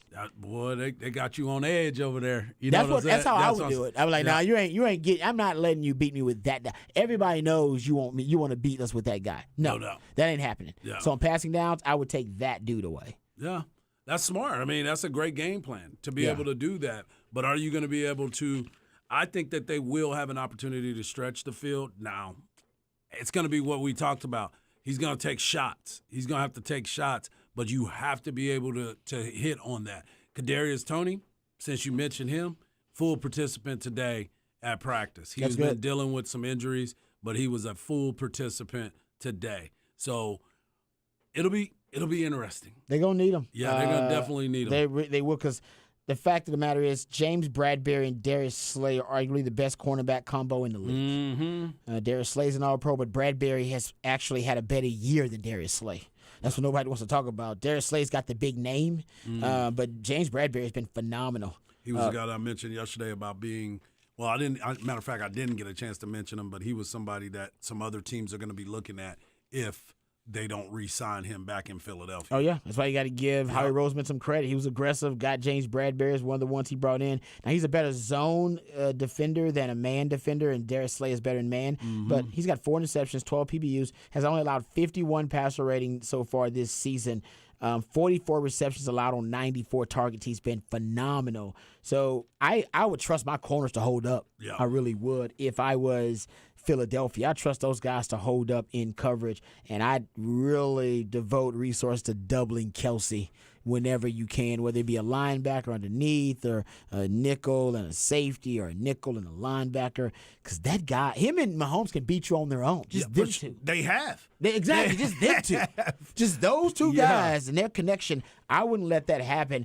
And I would, and this is the thing too, one other little nugget here before we move on and talk some Longhorn football, because Quinn Ewers shaved the mullet. That's the biggest news on the 40 acres. People are distraught right now, by man, the way. they're on it. Longhorn fans are giddy right now over this news. And also we'll talk about the highest recruiting budgets in college football.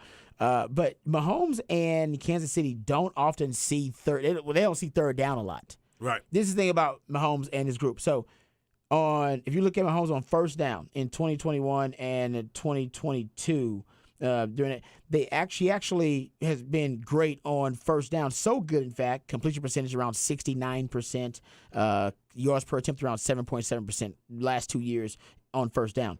He's so good on first down now that they have a 57% basic conversion rate on first and second down. So they don't even see third down. Right. Yeah, I mean, they convert a first down on first or second down. So half the challenge is getting him to third down. You get him to third down, that's half the damn battle. But then when you give him to third down, let's say you get him to third and long. Remember I gave you a stat yesterday on third and 7+ yards to go. Man, he's converting, or at least the Kansas City Chiefs are converting, I should say, 43% Right. of their third and longs. Third and 10+ yards to go. Because they got that dude. Third and 7+ yards without Tyreek Hill. Yeah, they got that dude. Mostly though. because I think slanging that thing. It's Travis Kelce. So I think half the battle is getting them to third down, but then after you give them the third down, it ain't over because after that he's just as lethal on third and long converting those. And I think a lot of that is Kelce. That's why No doubt. second and third down, I would double Kelce, man. You got to beat me with somebody else. Kelce getting about 9 targets this game, maybe 10 in this game. They've already discussed it. Yep. It is chosen. I already know Give it. me the ball. And they love 3 tight end packages too. Yep. So they'll try to hide Kelce in a 13 personnel set, 1 back, 3 tight ends. And make it a bunch. Yeah, and You know what I'm they'll saying? use them They'll in make different it a bunch. formations. That's right. Yeah, so they've used a basically trio of tight ends more than any other team in the league. As Yeah. long as you don't pop my head and get in my eye, we're going to be all right. They got 957 yards as a team with 3 tight ends on the field. No other team has over 700. Man. They love the 3 tight end package. Man.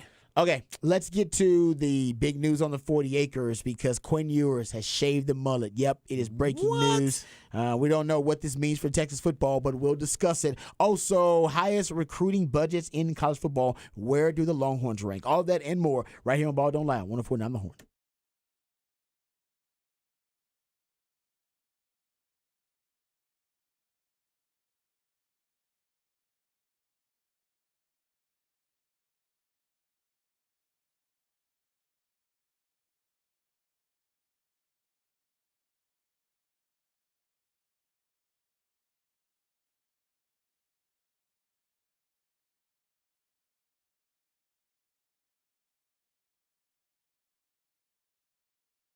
Mike Harge here for the League Kitchen and Tavern. The League restaurants are in Austin, and they are owned and operated locally. With 4 Austin area locations with Avery Ranch, Bee Cave, Dripping Springs, which is Belterra, and Lakeway. Whatever you want, whether it's lunch or dinner, dine-in or pickup, the League has something for you. This month, the League presents a trip to the Big Easy. And I know everybody loves that Big Easy flavor, whether you're talking about the Creole Cobb salad or the stuffed pork chop, or why not even try the potato croquettes.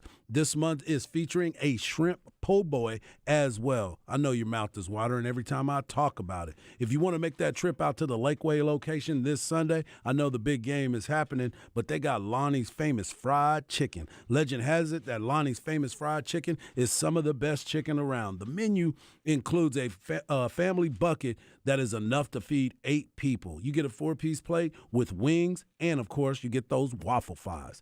Treat yourself, treat your family, or better yet, treat your friends. And I'll see you at the League. You can order online as well. Go to leaguekitchen.com. That is leaguekitchen.com.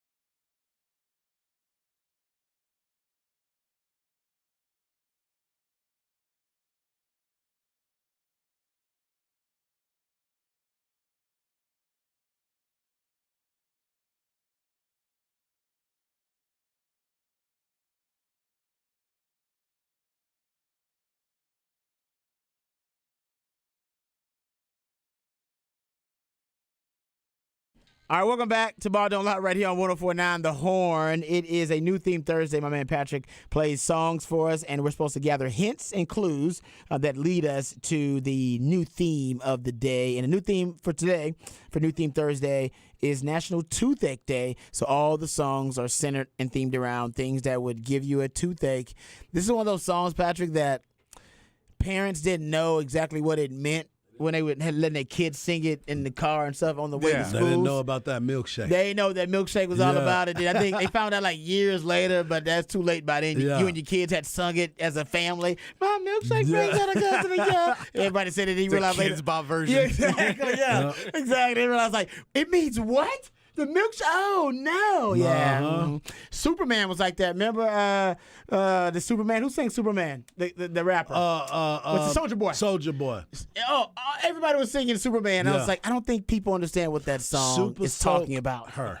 Yeah. Yeah. I'm a Superman now. Yeah. Now the parents singing it. They were singing it in schools. Like they do like school like programs. They start the program out by singing Soulja Boy. Yeah. Superman was like, I know what the song means. Yeah, like that's not That's not what it is. That's not what it is. And they found out later. It's like, oh, that's what Especially he's like talking when about? they used to talk about Yin Yang Twins too. They had a song that Like was like that, that. yeah. too. Now the kids were saying it's like, Yeah. y'all need to study them lyrics Yeah. before you just start singing the songs. Okay, but I get it. But there you go. My man Patrick always doing a great job with all the musically themed days of the week.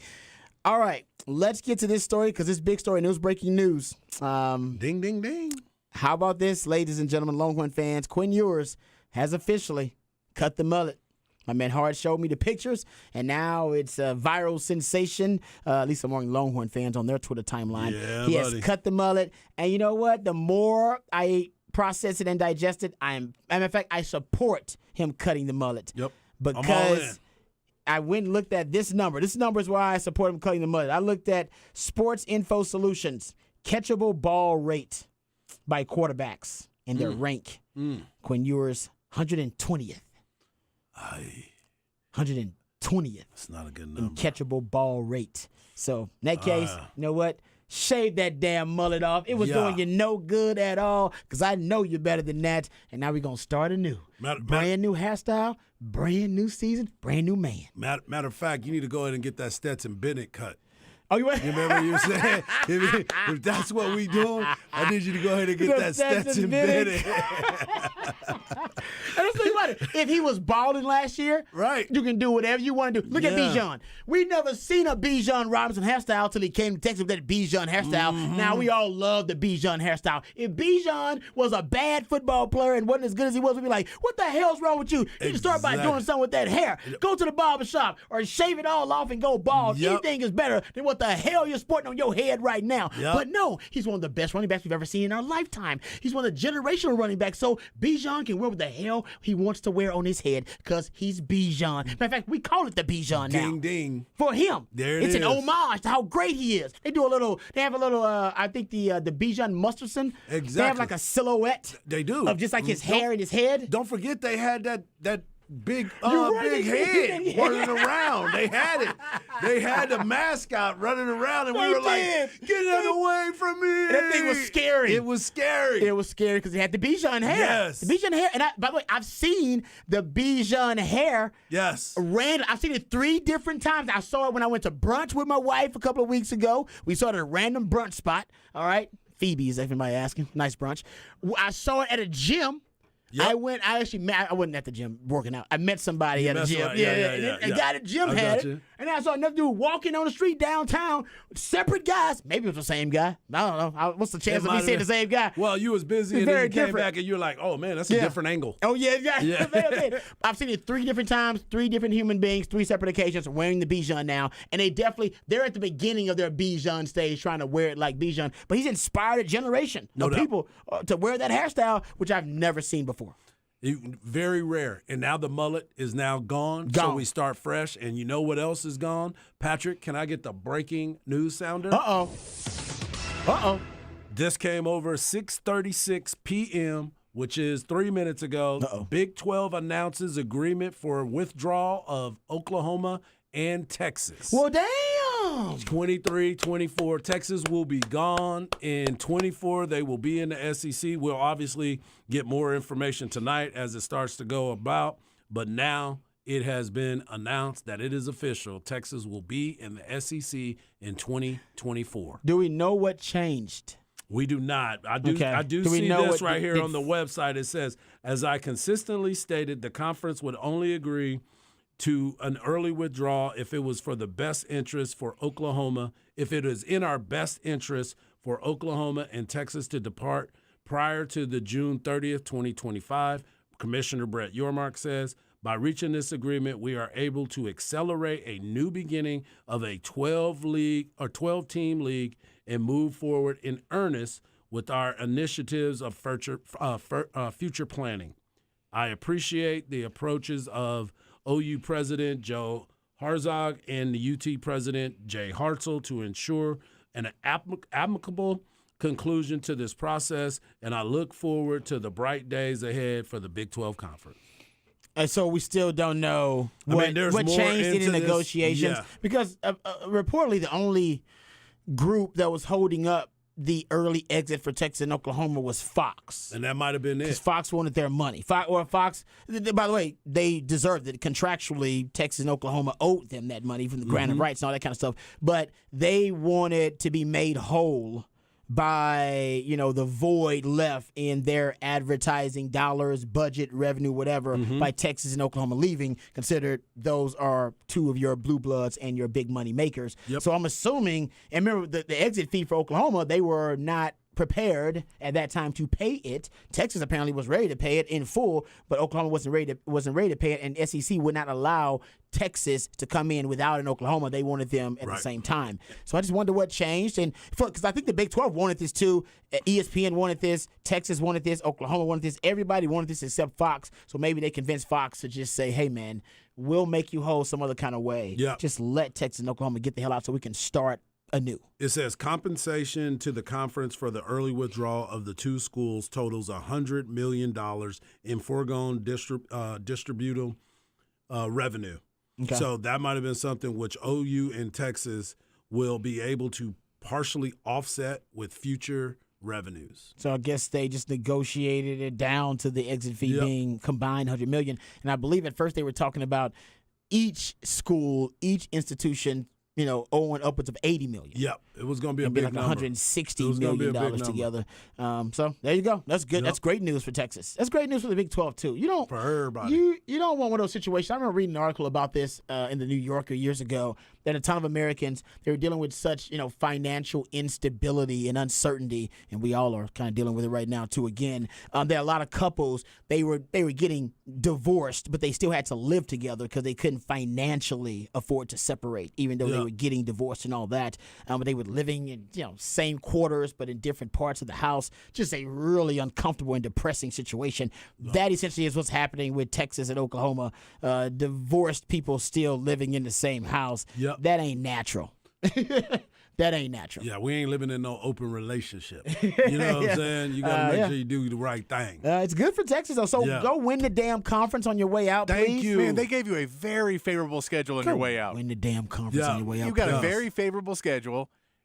The refs will be what the refs are, but you can't let that happen because you got a favorable schedule. You got a good team. Go on the way You out. got a quarterback with a new haircut. Quarterback with You a know new what I'm saying? haircut. You got a lot going on for you. You're returning 10 of 11 starters on offense. Yeah. Everything lines up for you. Entire O-line. Yeah.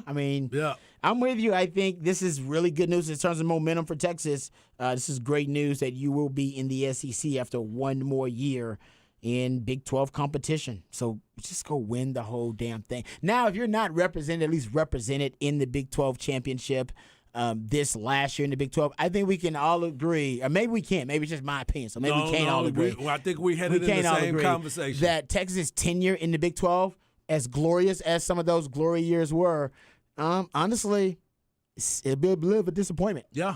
Considering how few Big 12 titles or how many Big 12 titles you played for won. Thank you. I think Oklahoma would, in football, Oklahoma would have won more Big 12 titles than Texas played for. Yep. So Texas and Oklahoma will be full members of the SEC July 1st, 2024. All right.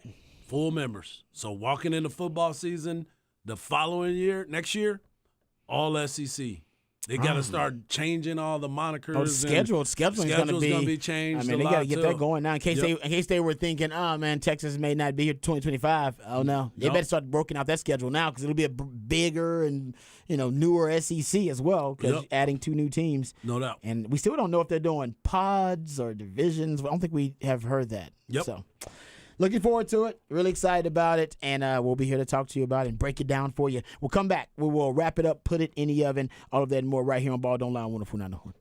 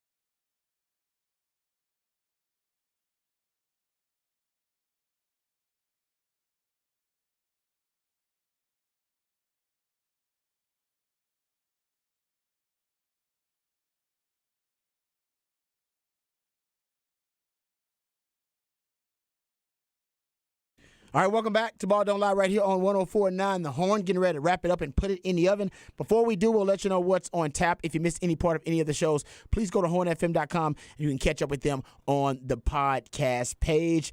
Coming up next, you got Longhorn Weekly. That's with Longhorn Weekly, of course, with my man Craig Way, the voice of the Longhorns. But also, you have that with Coach Rodney Terry. By the way, Hard, you did inform me. This is public knowledge. Can I say this? It is public knowledge because it was a report that came out. Sometimes Hard be like, tell me stuff, and like, oh, I can't tell everybody that. Yeah. That's not breaking news. That's inside stuff. Yep. But yes, it is stuff we can talk about, right? Exactly. Rodney Terry has just been got a coaching raise because he is being the head coach. Damn right. So he's gone from $500,000 a year to $1.2 million a year. So he's doing the job as a head coach. And that straight cash as my man Patrick said, they are in first place. Hey, You first place in the Big 12. Yeah, you've earned a little bit of it. Yeah, so. you are. The conference that has produced the last 2 national champions. Yeah, and you've done a good job, and everybody's excited about it. So kudos to him.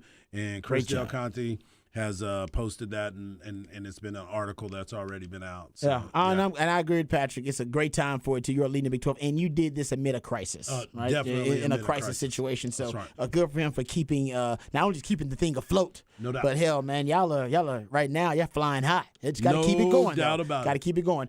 So that's coming up next, and right after that, you got the flex. Just talked to my man Zach Lucero. He's really excited. Him and the Seed, Nolan Hogan. They got your flex at 8 p.m. and then right after that, you'll have. Longhorn Blitz. That's right. Longhorn Blitz. I forgot the show that I'm on. Yeah, the show that you're on. I want to give a special shout out to Parkcrest Middle School. It was the last basketball game this year.